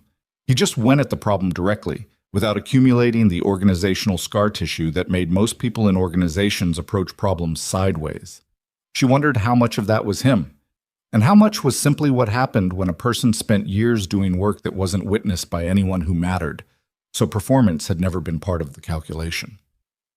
The conversation between Ethan and Phil lasted 40 minutes in the small conference room off the operations floor, and she didn't ask about it afterward. She found out from Marcus, who found out from Jordan, who had been walking past the conference room when they came out, that they had shaken hands at the end, not the political handshake, the actual kind. She filed that alongside everything else and went back to her own work. The Geneva trip finally happened in mid-November. The Gulf Stream flew in conditions that would have previously been exactly the kind of high-pressure, cold-temperature morning that triggered the shutdown. Barometric pressure at 30.4, temperature at 34 degrees Fahrenheit, the kind of morning that had cost her 6 weeks and several $1 million over the summer. Roland ran the startup sequence and the engines fired cleanly, immediately, with the indifference of a system that had simply been corrected and had no memory of the difficulty before. Victoria sat in the rear cabin with her briefing documents and her laptop in the particular pre-meeting focus that she moved into like a gear change, and for a while she didn't think about Ethan or Hartwell or the 42 days or any of it. She thought about the Geneva partners and the contract terms and what she was prepared to concede and what she wasn't. But somewhere over the Atlantic, in the particular quiet of high-altitude flight, she put down her briefing documents and looked out the window at the dark below them and thought, this aircraft was fixed because one person paid attention to the interaction between two systems rather than looking at the systems separately. And that was, she thought, the actual thing. Not the technical detail, the timing conflict, the firmware gap, the handshake failure. Those were the mechanism. The actual thing was the habit of mind that looked at two functioning systems and asked whether they were functioning together, which was a different and harder question, and which most people never got around to asking because it required a kind of attention that no job title mandated and no standard protocol enforced. She picked up her legal pad and wrote something. Not for a presentation, not for Marcus or Diane or anyone else, just for herself. The machine works. The machines work together. These are different things, and both are necessary, and most organizations only ask about one of them. She looked at it for a while with the Atlantic below her in the dark, and the engines running exactly as they should. Then she went back to her briefing documents because Geneva was 4 hours away and the work was always there, and that was the thing about the work. It was always there, patient and indifferent, waiting for her attention the way everything important waited. The Geneva meeting went well enough that Victoria didn't trust it. That was the particular occupational hazard of her position. A negotiation that moved too cleanly in the desired direction triggered a suspicion that she was missing something, that the ease was a surface condition concealing a complication that would surface later, in a less manageable form. She'd learned this the hard way in her late 20s, when a deal with a European logistics consortium had proceeded with such frictionless efficiency that she'd celebrated early, and then 3 weeks after signing, a clause she'd read but not weighted properly turned out to carry an exclusivity provision that cost her 2 other partnerships. She didn't celebrate early anymore. She flew back from Geneva on a Thursday evening, arrived in Nashville at 2 a.m. local time, slept 4 hours, and was at her desk by 6:30 reviewing the meeting notes she'd made on the return flight. By 8 o'clock, she'd sent Marcus a summary with 3 items flagged for follow-up, and had moved on to the week's operational reports. Ethan's was at the top of the stack. It was different from the previous reports in a way she noticed before she'd consciously identified what the difference was. The formatting was the same, direct, unadorned, the same structure he'd established in week 1. But the content was denser, and the final section, which he typically used for forward-looking maintenance recommendations, was longer than usual and carried a different weight. She read it twice. He'd completed his assessment of the full fleet maintenance history going back 18 months, and had found what he described in his characteristic understatement as a pattern worth examining. Across all 3 aircraft, there were recurring gaps between the time a minor fault was flagged and the time a verification check was completed. Not the documentation gaps like the oxygen cylinder issue, but something subtler. Faults were being resolved on schedule. The verification that the resolution had held was consistently delayed, sometimes by days, sometimes by weeks, occasionally not completed at all if the aircraft went into service before the check was due. Individually, every one of these gaps was defensible. Collectively, they formed something that Ethan's report described as a maintenance philosophy that prioritizes return to service speed over systemic verification, which is a reasonable trade-off until the moment it isn't. He wasn't saying anyone had done anything wrong. He was saying the system had a structural inclination toward a specific kind of risk, and that inclination was worth correcting before the moment it became a problem rather than after. Victoria read that final phrase 3 times. Worth correcting before the moment it becomes a problem rather than after. She thought about a firmware mismatch that had sat undetected for 3 years because no one had looked at the interaction between 2 systems. She thought about the nose gear actuator on the Phenom. She thought about the oxygen cylinder documentation that had been 3 weeks from an FAA audit. She picked up her phone. Ethan answered on the second ring, which meant he was already at his desk, which at 7:40 in the morning she'd come to understand was simply where he was. "The verification gap pattern," she said. "Yeah. How long has this been building?" "Hard to say with certainty. The data I have goes back 18 months. The pattern is consistent across that whole period, which suggests it predates my window. Could be 3 years, could be longer." "What do you need to correct it?" "A revised service protocol with Meridian that builds mandatory verification windows into the return-to-service timeline. It'll add time to some turnarounds, just not much, a day or 2 on average, but it closes the gap." He paused. "There's also a staffing question. Right now, I'm the only person on the technical side doing this kind of pattern review. If I'm traveling or unavailable, it doesn't happen. You're recommending a hire. I'm recommending we at least think about it." She leaned back in her chair. "Write me a proposal. What the role would look like, what you'd need, what the cost-benefit picture is. I can have it to you by end of next week." "Good." She tapped her pen against the legal pad. "The Geneva contract. There's a dedicated flight schedule attached to it, 6 international routes over 14 months. I want to know if our current maintenance intervals can support that flight cadence without compressing the verification windows further." A brief silence while he thought. "Send me the route schedule and I'll model it against current service intervals. Give me 48 hours. "You have it," she said. There was a small pause on the line, the kind that had something in it. "How was Geneva?" he asked. The question was slightly outside the boundary of their usual exchanges. Professional, focused, not much room for the personal. And she noticed it. "Productive," she said. "The kind of productive that I don't fully trust yet." That's a reasonable response to a situation where you haven't found what's wrong with it yet. She looked at her phone for a second. That's exactly what it is. "You'll find it," he said, with the same matter-of-fact quality he brought to technical assessments, as though it were simply a question of where to look. Then, before she could respond, "I need to get Sophie to school. Can we pick this up at 9? "9 works," she said. Demain. December arrived with the particular momentum of a month that already had too many things in it. The Geneva contract was signed in the first week, which meant the dedicated flight schedule became real and immediate rather than theoretical. The route modeling Ethan had done came back with a clear conclusion.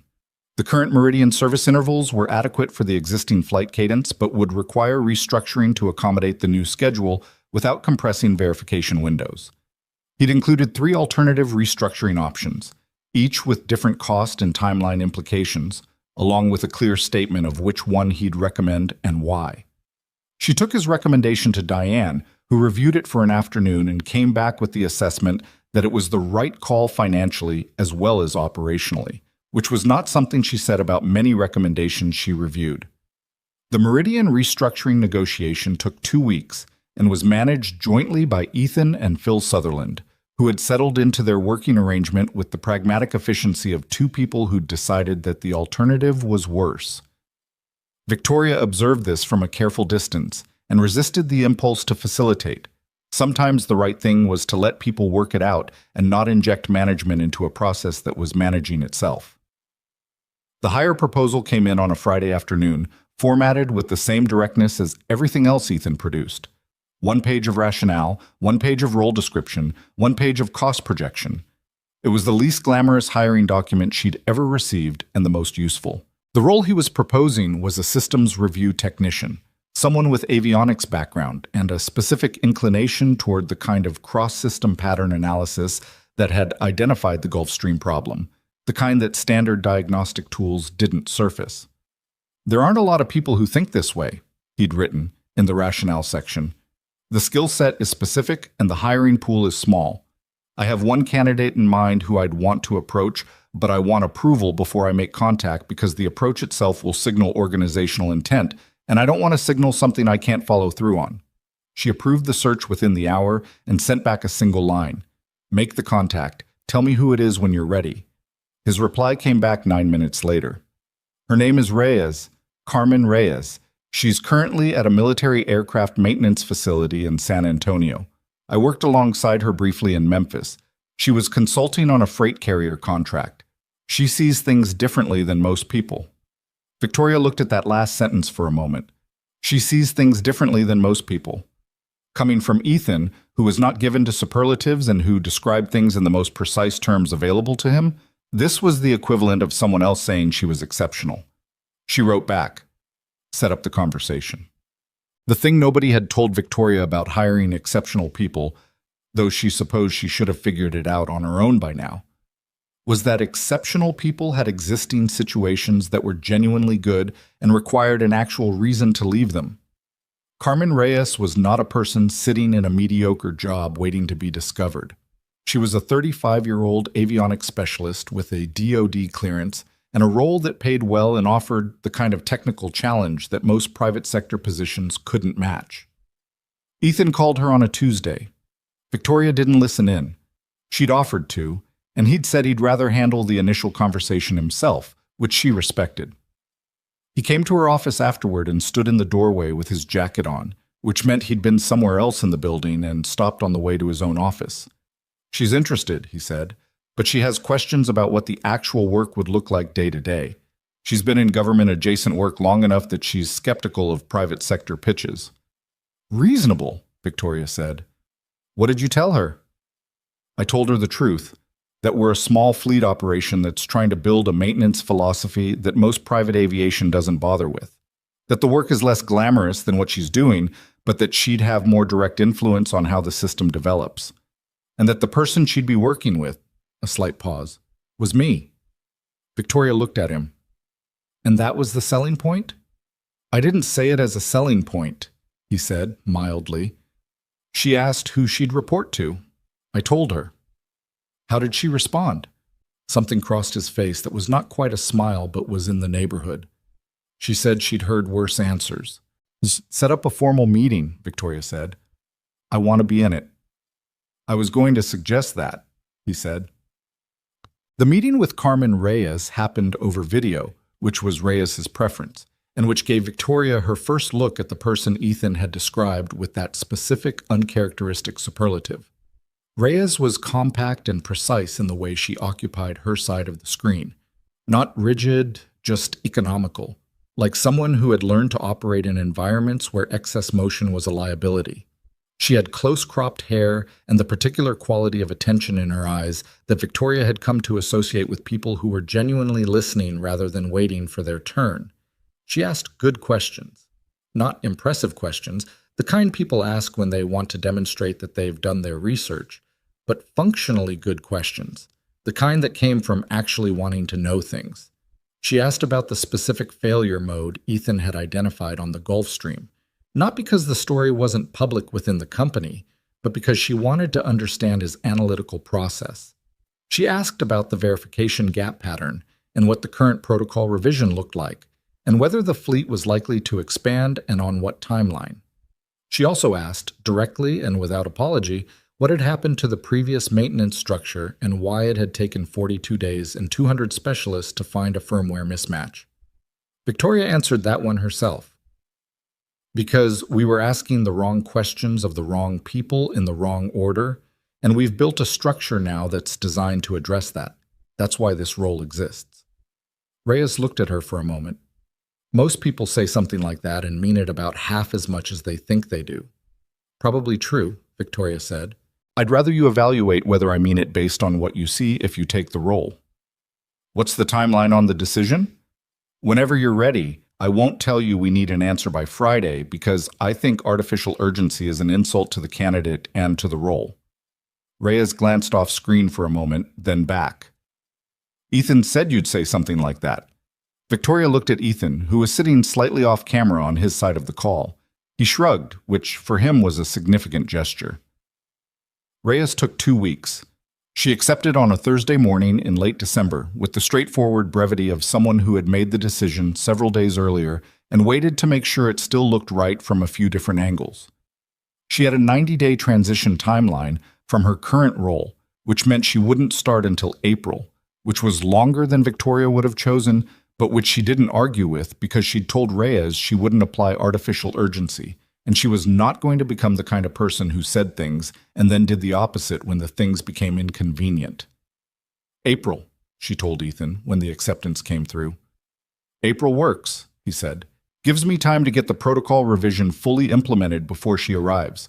Better to have her walk into a functioning system than a system that's still being built. Is that consideration for her or for you? He thought about it briefly. Both, he said. Christmas fell on a Wednesday that year, and the office closed from the 23rd through the 2nd of January, which was standard, and which Victoria typically spent working from home at about 60% of her usual output while telling herself she was taking a break. The break and the work had never been especially distinguishable from each other, which was something she was aware of and had made a complicated peace with. She sent Ethan a message on the 23rd, just before the office closed. Nothing formal, just a note that said the first 3 months had exceeded her expectations, and she was glad he'd agreed to come on board. She hit send before she could rewrite it into something less direct. His reply came back 4 hours later, which she suspected was because he'd been doing something with Sophie. Thank you for asking in the first place. Have a good holiday. She read it twice, which she also did not examine too closely, and put her phone down and went to make dinner. January brought a cold front and a new problem.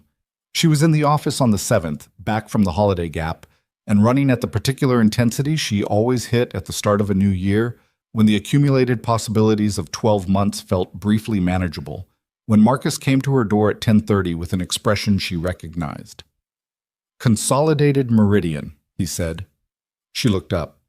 Consolidated Meridian was not the Meridian Aviation Services they contracted with for fleet maintenance. It was a much larger organization, a private equity-backed aviation conglomerate that had been systematically acquiring smaller aerospace companies and maintenance providers over the previous 3 years. She'd tracked their expansion with the detached interest she applied to industry movements that didn't directly affect her operations. What about them? She said. They've acquired Meridian Aviation Services, Marcus said, signed and closed during the holiday, effective January 1st. She set down her pen. Patricia Holt? Departed at close.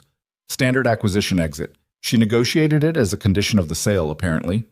Patricia Holt was the reason their revised service protocol had been implemented without significant resistance. Patricia Holt was the reason Trescott had stopped being a problem.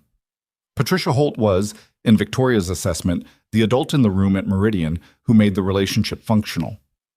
Who's running the aviation division under Consolidated? Someone named Gareth Wills. He came over from Consolidated's aerospace acquisitions team.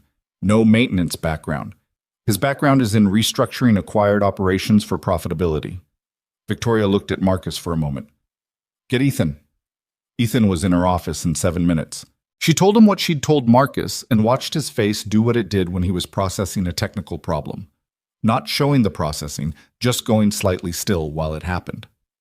Consolidated Meridian's playbook on acquisitions, he said, has been to standardize service protocols across all their acquired operations. Cut customization, increase throughput, reduce cost per service hour. Which is incompatible with the verification windows we just negotiated. Probably, yes. He said it flatly, without the editorializing she was entitled to feel, and he apparently didn't need to express. The question is how quickly they move on standardization and whether there's room to negotiate a carve-out for our contract. Based on what you know of their acquisition pattern, how quickly do they move? 3 to 6 months before the new service protocols reach active accounts. They usually grandfather existing contracts for one full cycle before applying the new standard. Our contract cycle renews in April. Yes. A beat. Options, she said. 3, he said, which told her he'd been thinking about this since Marcus had told him, which was probably the 7 minutes between Marcus leaving his office and arriving in hers. 1. Negotiate directly with Wills to maintain the custom protocol. Risk is that we don't know Wills and his mandate is standardization, not customization. 2. Use the acquisition as a trigger clause. Most service contracts have a material change provision that allows renegotiation or exit if the provider's ownership structure changes materially. Our contract may have that language. Does it? I don't know. Diane would. And 3? We accelerate the in-house capability, he said. If we bring the systems-level maintenance fully internal now rather than April, we reduce our Meridian dependency to routine line work that any qualified provider can handle. Victoria considered this. That's the most expensive option short-term. Most control long-term, he said. And it's a direction you were already moving. This just moves the timeline up. She looked at him. He was standing in front of her desk in his usual way. Not tense, not performing ease, just present. She noticed, not for the first time, that he never sat in her office unless she asked him to, which she'd read initially as formality and now understood was something different. It was the posture of someone who didn't need to settle into a space to think clearly in it. If I go with option 3, she said, can you accelerate the build-out on your own until Reyes arrives in April? I can manage the essential coverage. I'll be stretched. He said it without apology. There will be a period of 2 to 3 months where I'm doing 2 people's work. Is that workable? It's workable, he said. It's not comfortable. She appreciated the distinction. Get me the contract document tonight. I want to see the material change language myself. He left, and she called Diane, and by 2 in the afternoon she had the contract on her desk and the material change clause on page 47, and it was robust enough that they had genuine exit optionality. And Victoria sat with the 3 options arranged in her mind and felt the familiar cool calculus of a decision that required trading one kind of risk for another. She called Ethan again at 4. Option 3, she said. Accelerated build-out. Use the material change clause to exit Meridian at contract cycle. I want a transition plan on my desk by end of week. A brief silence. Okay. And I want to be clear that the 2 to 3 months of stretch work, I'm aware of what I'm asking. I know you are, he said, and the directness of it landed the way his directness always landed. Not blunt, just true. It's the right call. I'll manage. If it becomes unmanageable, you tell me. I will, he said. She wasn't completely sure she believed this. There was something in him she'd noticed that calibrated toward bearing load quietly, the particular habit of a person who'd been the only adult in a household for a long time and had learned to not make the difficulty visible until it was unavoidable. She made a note to watch for it rather than wait for him to report it. The transition plan arrived on Friday evening, late enough that she suspected he'd been at the office after Sophie was asleep. It was thorough in the way that made thoroughness feel like a form of integrity. Not thorough for the sake of demonstrating effort, but thorough because there were actually a lot of moving parts, and they all needed to be accounted for. She read it at her kitchen table with a glass of wine she'd poured and forgotten and was now drinking cold, and she thought about the particular journey a document like this had taken to exist, from a firmware mismatch on a grounded aircraft at a small airfield in rural Tennessee, through 6 weeks of expensive failure, through a question that should have been asked on day 1, through a check and a coffee machine, and an 8-year-old with opinions about her father's advice, to this Friday night in January, to this plan for building something that would outlast the situation that had made it necessary. The plan was good, more than good. It was the work of someone who had been thinking clearly about the problem for longer than the immediate crisis made visible, the way a river runs deeper than its surface suggests. She wrote in the margin, at the top of the first page, 2 words: approved. Begin. And then she sat there for a while with the kitchen quiet around her, thinking about all the plans that never got written because the right person was never asked the right question, and the particular weight of that waste, and what she intended to do about it, not just here, in this company, with these aircraft and this team, but more broadly, in the way she led and the questions she trained herself to ask. She'd written 2 things on that legal pad in the weeks since the Gulfstream had come back to life. She turned to the next blank page and wrote a 3rd. Competence doesn't announce itself. Ask anyway. She looked at it for a moment, then she closed the pad and finished the wine and went to bed, because the work would be there in the morning, and she'd learned, slowly and badly and against her nature, that she was better at the work when she'd slept. February arrived, and the stretch was real. Ethan managed it in the way he managed most things, without dramatic evidence of the difficulty, which did not mean the difficulty wasn't there. Victoria could see it in small calibrations. The Thursday evening, he replied to her email at 10:45 with an apology for the late response that he didn't usually include, because Ethan did not typically apologize for the timing of professional correspondence. The Friday morning, he came in with the particular compression around his eyes that she'd learned to read as fatigue that was being managed rather than rested. The week in late February, when Sophie had a stomach bug and was out of school for 3 days, and Ethan split his time between the office and home with an efficiency that she was fairly sure was costing him more than he was letting anyone see. She didn't manage it overtly. She adjusted what she could, moved 2 non-urgent deliverable deadlines without explaining why, cleared a Tuesday afternoon meeting from his calendar when it appeared on a week where he already had 3 major technical reviews scheduled, asked Phil Sutherland to absorb one specific piece of coordination work that was technically in Ethan's lane, but that Phil was fully capable of handling and would, she suspected, be willing to do if asked directly and honestly. She asked him directly and honestly. Phil looked at her for a moment. Is Ethan having a hard time? He's carrying more than was planned for, she said. And I want to even it out where I can without making a thing of it. He wouldn't ask for help, Phil said. It wasn't quite a question. No, she said, he wouldn't. Phil nodded, with the expression of a man who recognized something. I'll take the Singapore coordination. Tell him I needed the practice with the new routing system. I'll tell him exactly that, she said, and appreciated that they both understood what they were actually doing and neither of them needed to say it. She told Ethan the next morning, casually during a brief check-in, that Phil was handling the Singapore routing coordination because he'd wanted to work with the new system. Ethan looked at her in the way he looked at her when he suspected something was true that she wasn't quite saying, and then he looked back at his desk. Okay, he said. Thanks. And then after a beat, Sophie's back at school. Good, she said. How's she doing? Better. She's annoyed about missing soccer practice. He paused. She wanted me to ask you something. Victoria waited. If you're still planning to come to a game, there's one on Saturday. She doesn't want me to make it weird by asking too formally. He said this last part with the faint dryness that was his specific version of embarrassed.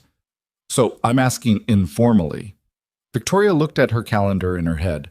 Saturday was genuinely clear, a rare condition in her life.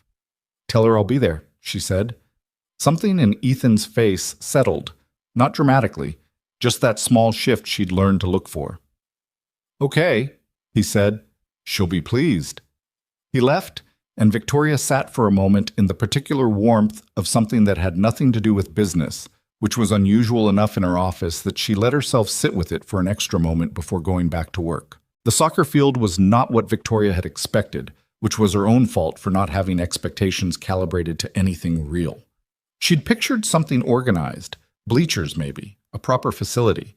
What she found on Saturday morning was a municipal park field with painted lines that were beginning to fade at the corners, 2 sets of metal bleachers that held perhaps 40 people total, a folding table near the sideline with an orange cooler and a hand-lettered sign that said Valley FCU, 9 girls, and approximately 30 parents dressed for weather that had not made up its mind between late winter and early spring.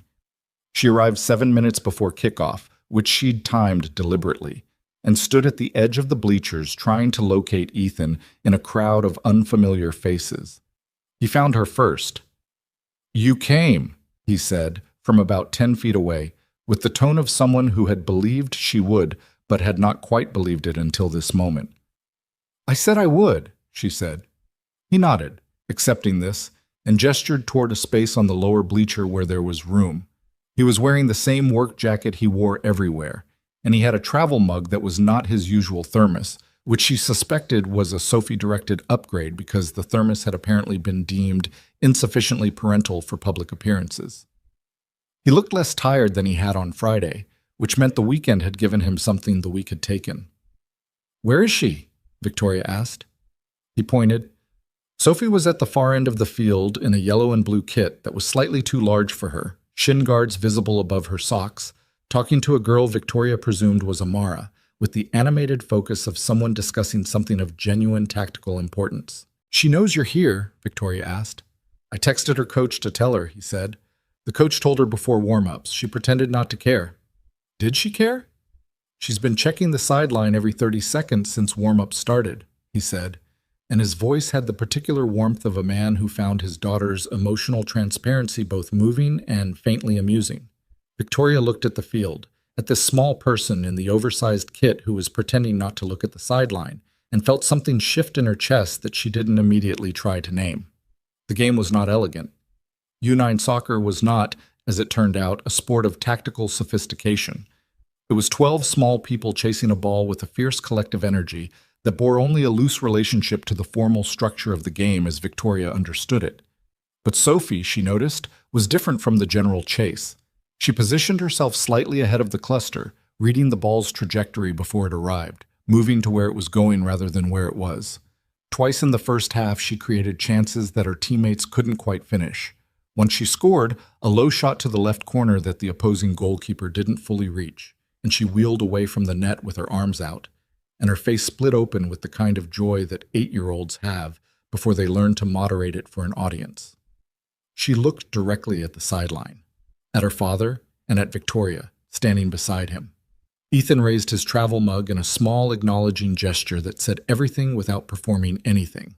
Victoria clapped, which wasn't something she did in professional context, but which seemed right here, on this fading lined field, on this ambivalent February morning for this particular child. Sophie grinned and turned back to the game. "She's good," Victoria said. "She works at it," Ethan said, which was the highest compliment he appeared to give anything. They stood there on the sideline for the rest of the first half, not talking much, watching. Around them, the other parents called out encouragements and occasional instructions that the children ignored, and once or twice the whole sideline surged forward with collective agitation when the ball came near either goal. Ethan stayed still through all of it, not uninvested, just settled, the way he was settled in every context she'd seen him in.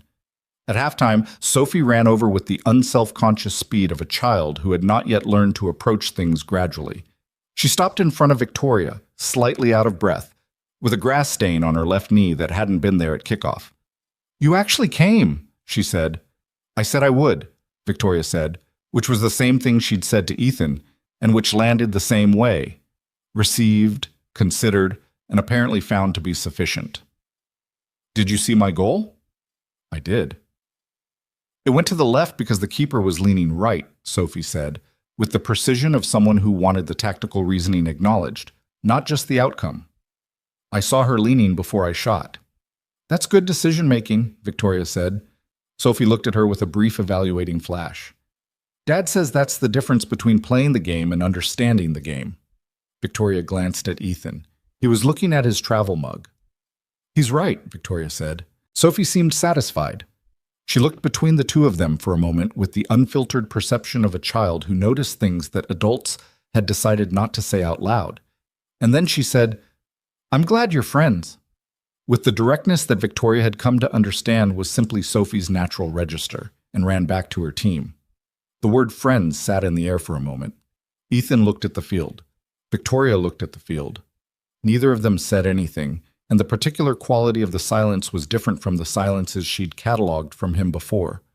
Those were comfortable, settled, the silence of people who didn't need to fill space. This one had something in it, something that wasn't uncomfortable exactly, but that was aware of itself. "She's not wrong," Victoria said, eventually. "No," Ethan said.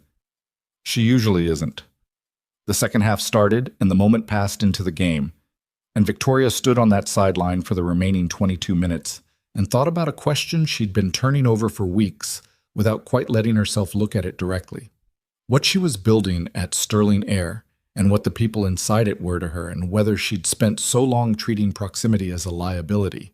The particular discipline of the person at the top who maintains a specific kind of distance because the alternative compromises the judgment, that she'd confuse distance with clarity. She didn't resolve it on the sideline, but she let herself look at it, which was something.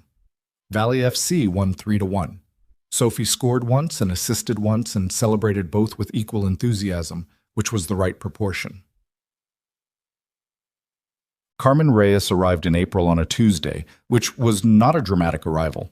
She drove herself, declined the offer of an official orientation schedule, and asked instead if she could spend her first week reading maintenance records and walking through the aircraft before meeting with anyone formally. Ethan had told Victoria this was likely. Victoria had approved it before he finished the sentence. By the end of Reyes's first week, she had produced a 3-page addendum to Ethan's verification gap analysis that identified 2 additional pattern anomalies he hadn't caught, not because he'd been careless, but because they required a specific kind of avionics background to see, which was precisely why he'd wanted her in the role. He came to Victoria's office on Friday afternoon with the addendum in hand and the expression of someone who had just had their professional judgment confirmed in a way they found deeply satisfying. "She found things I missed," he said. "I know. She sent me a copy." "Good." He set the document on her desk.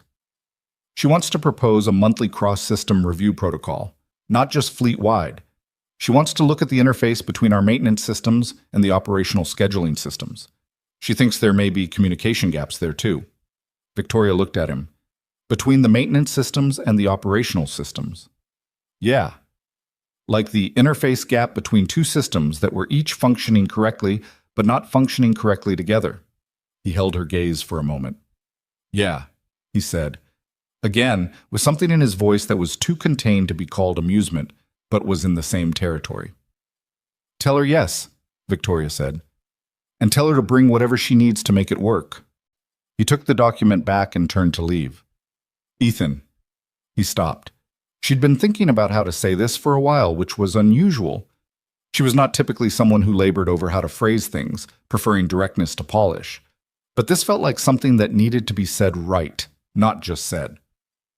"The organizational audit," she said, "the one I asked Marcus to start in November, looking at overlooked competency across the company. I remember you mentioning it. It's turned up 7 people," she said.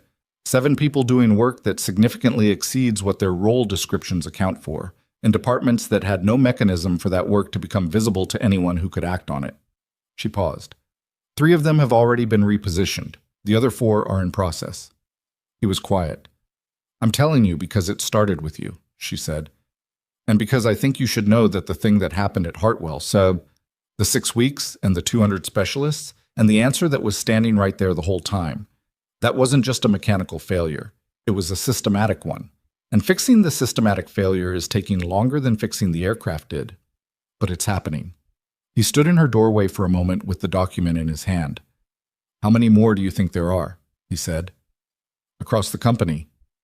"I don't know yet," she said. "That's the honest answer. I'm asking the question consistently now. Marcus is asking it. Diane is building it into the performance review process. We'll find out over time." He nodded slowly. "It's the right thing to do." "I know," she said. "I just wish I'd been doing it before I had a reason to." He looked at her with the directness that was simply how he looked at things. No judgment in it, just accuracy. "Most people start when they have a reason to," he said. The question is whether they keep going after the reason gets comfortable. She sat with that for a moment. I intend to, she said. I know, he said, and left. The full Meridian exit was completed by the end of April, which was 3 weeks later than the original transition plan had projected, and 2 weeks earlier than the revised plan had estimated, which meant Ethan had managed the gap through sheer operational discipline across a period that had, by any objective measure, been too much for one person. The exit itself was handled without drama. The material change clause gave them clean legal standing, Patricia Holt's departure had been documented as a qualifying trigger, and Gareth Wills at Consolidated Meridian accepted the termination notice with the resigned efficiency of a man who'd seen this play out before and had other acquisitions to worry about. What replaced Meridian was smaller, more specific, and Ethan's. Not his in a proprietary sense. Victoria owned the operation and was clear-eyed about that, but his in the way that things built by a particular person carry their maker's specific intelligence.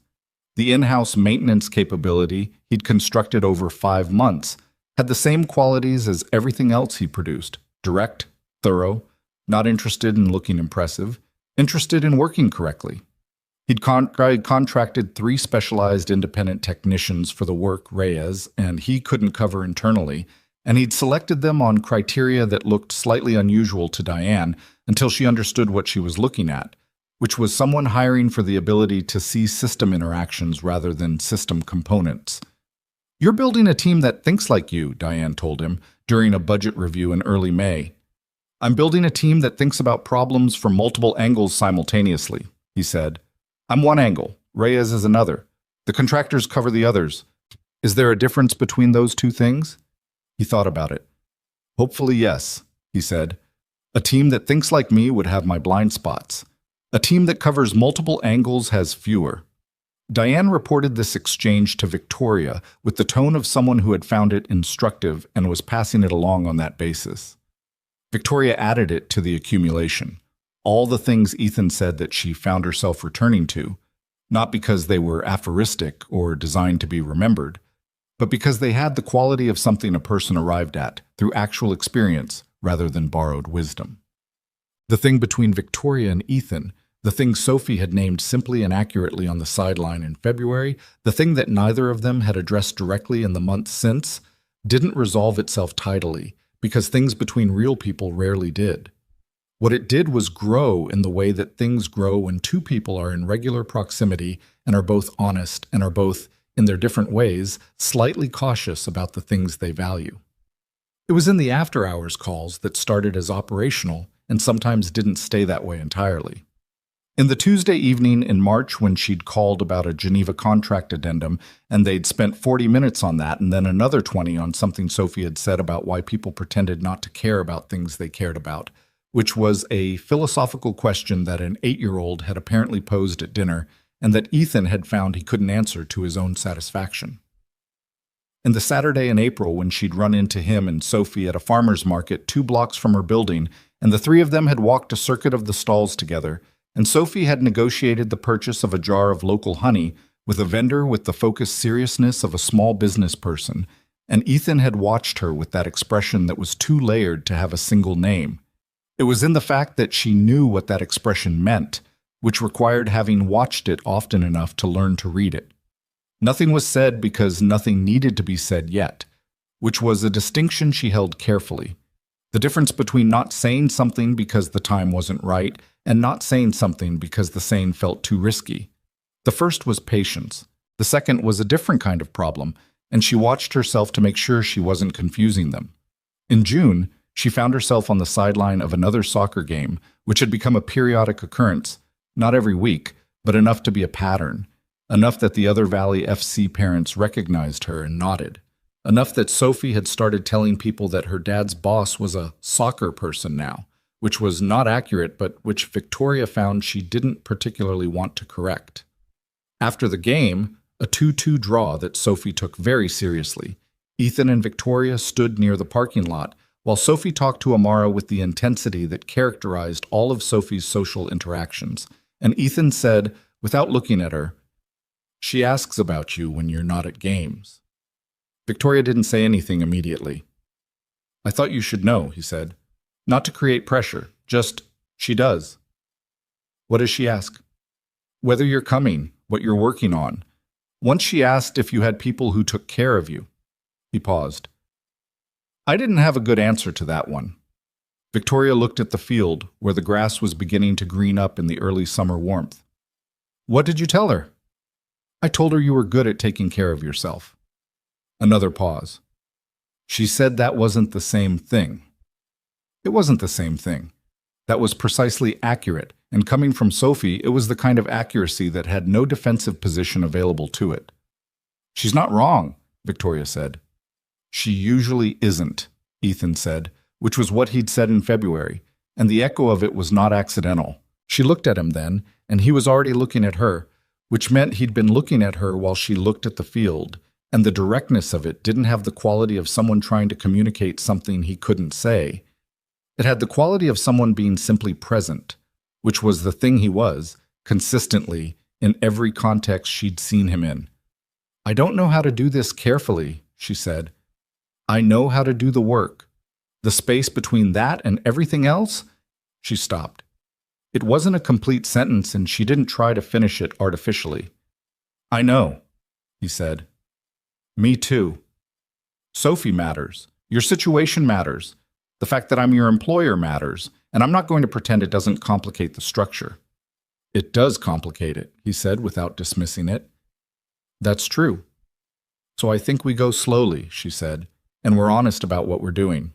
He looked at her for a long moment. Slowly I can do, he said, and I'm always honest, you know that. She did know that. It was one of the things she'd understood about him from early on, that his honesty wasn't a performance or a policy. It was structural, like the way he approached maintenance. He needed to see what was actually true before he could address it, and there was no version of that process that included convenient omissions. Okay, she said. Okay, he said. Sophie appeared at Ethan's elbow with her bag over her shoulder and her shin guards in her hand, looking between the two of them with the perception that she consistently applied to conversations she hadn't been part of. Are you two talking about work? She asked. Not exactly, Ethan said. Sophie looked at Victoria. Victoria returned the look. Okay, Sophie said, with the tone of someone filing information away for later use. Can we get food? I'm hungry and we drew, which means I need food more than if we'd won. That's not how nutrition works, Ethan said. It's definitely how I work, Sophie said, and started for the parking lot. Ethan looked at Victoria. Do you want to come? He said. Just food. Sophie will do most of the talking. It was the simplest invitation she'd received in years. No subtext, no performance, just a man asking a person he was beginning, carefully and honestly, to let into his life whether she wanted to join them for a meal. Yes, she said. I'd like that. The summer moved the way summers did when you were busy. Faster than you meant it to and slower than you feared, with enough good days scattered through the difficult ones to make the accounting come out roughly even. The Sterling Air maintenance operation completed its first full quarter under the in-house model in July, and the numbers that Diane put together told a story that was clear enough that Victoria had Marcus circulate the analysis to the full leadership team. Cost per flight hour was down 11% from the Meridian average. Verification completion rate was at 97%, compared to the 63% Ethan had identified in the retrospective analysis of the previous 18 months. 0 compliance flags in 2 FAA interactions. The Geneva fleet routes were running on schedule with no maintenance-related delays. These were numbers. They were real, and they mattered. But Victoria had learned, in the months since October, that the number that mattered most wasn't on any of Diane's spreadsheets. It was the number of questions she was asking, and where she was asking them, and who she was asking. She'd restructured the quarterly leadership review to include a standing agenda item she called an operational floor check, a rotating set of conversations with people at non-management levels across the company, not focus groups or surveys, just direct conversations about what they saw and what they thought, and what they'd noticed that nobody had asked about. It was uncomfortable in the way that structural changes were uncomfortable, and it produced information that was sometimes difficult to act on, and sometimes actionable in ways that were embarrassingly simple. In the first 2 rounds, the floor checks had surfaced a routing inefficiency in the logistics division that a senior operations coordinator had identified a year and a half ago and mentioned to her direct manager and never heard back about. It had surfaced a vendor quality issue in the supply chain that 3 different warehouse staff had noticed independently and assumed someone above them was aware of. It had surfaced a software workflow problem in the client communication system that the client-facing team had developed a 17-step manual workaround for, which they'd been executing daily for 8 months because the formal process for requesting software fixes required sign-off from 2 departments that had stopped communicating with each other. None of these things were dramatic. None of them were the kind of crises that made it into board presentations. They were the slow friction of a large organization that had grown fast and hadn't always asked the right people what they were seeing. She fixed them. All of them. Not all at once. The software issue took 3 months to properly address, and the vendor quality problem required renegotiating a contract. But she fixed them. And she was systematic about it. And Marcus was systematic about tracking them.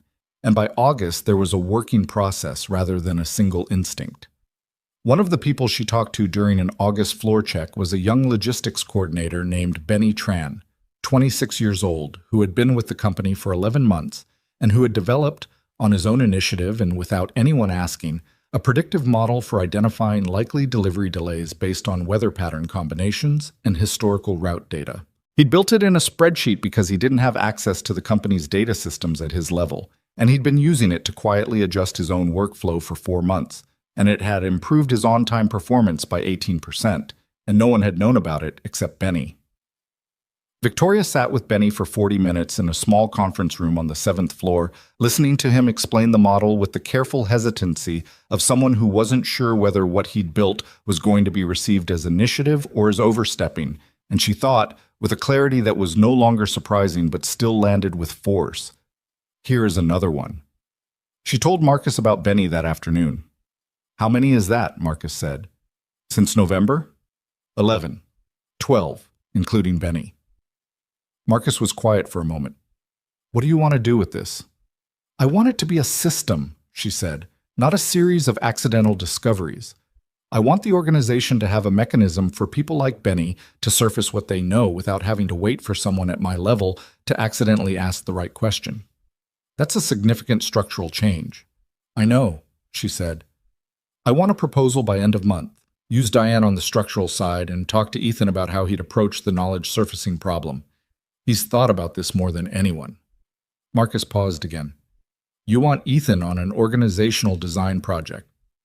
"He diagnosed a systematic failure in this organization that 200 specialists missed," she said. "And then he built a maintenance structure that solved the problem at the root rather than the surface. Yes, I want him on an organizational design project.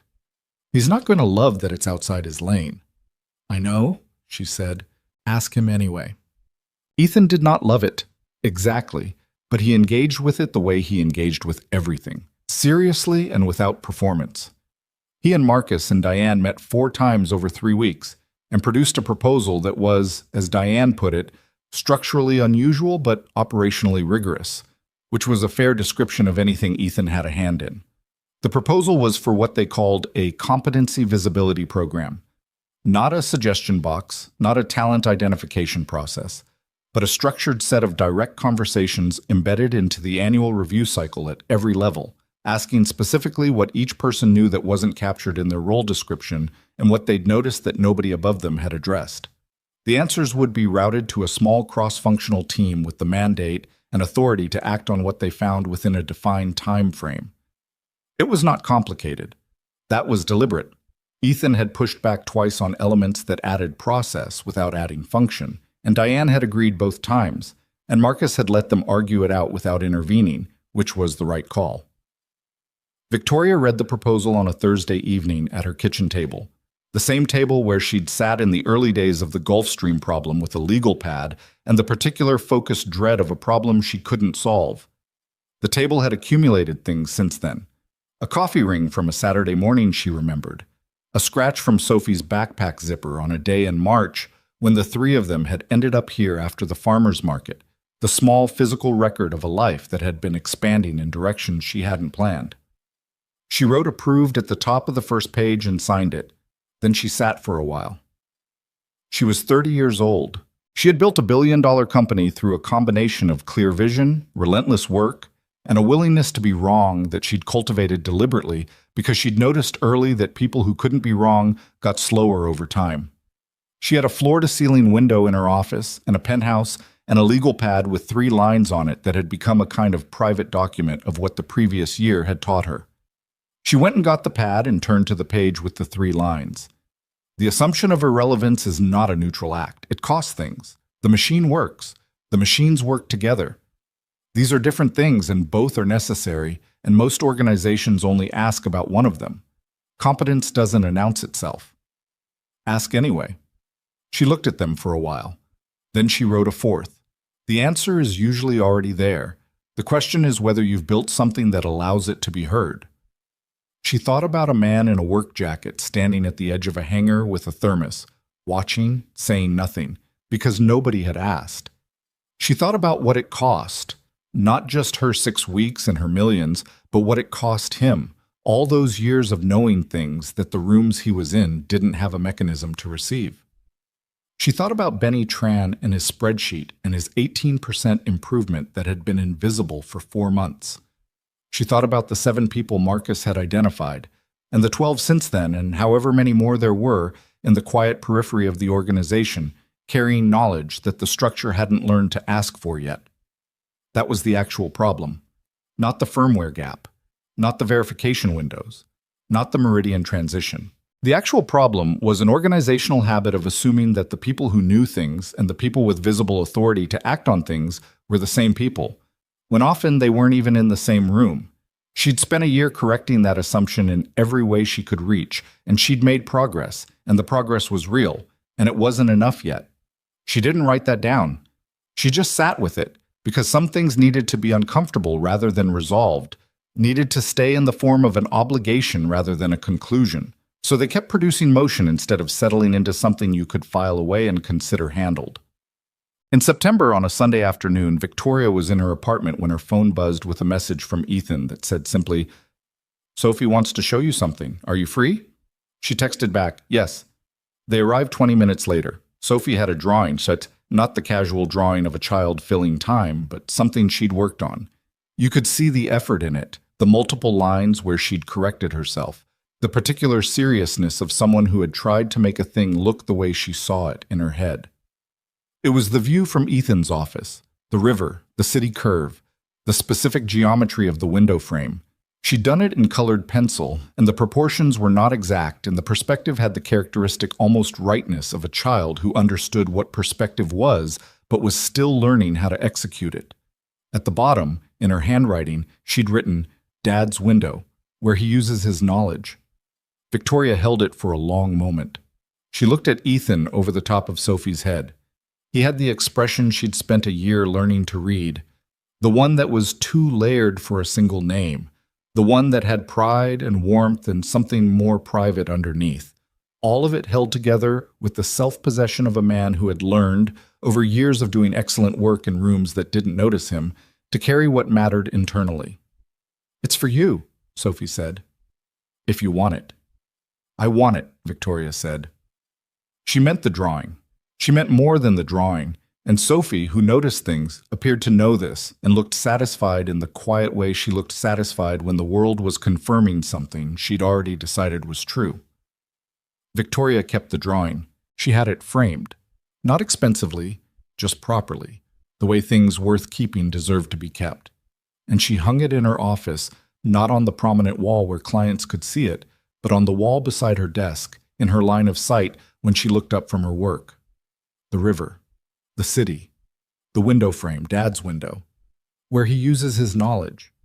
She looked at it every day, which was the point, not as a reminder of a problem she'd solved, but as a reminder of the kind of attention it took to not keep making the same mistake, the attention that asked and kept asking, and understood that the most important information in any room was often held by the person no one had thought to face directly, and say, "What do you see that I'm not seeing?" The question cost nothing. The asking of it cost nothing. The not asking of it, she now knew in the specific and expensive way that you know things you've paid for, cost everything.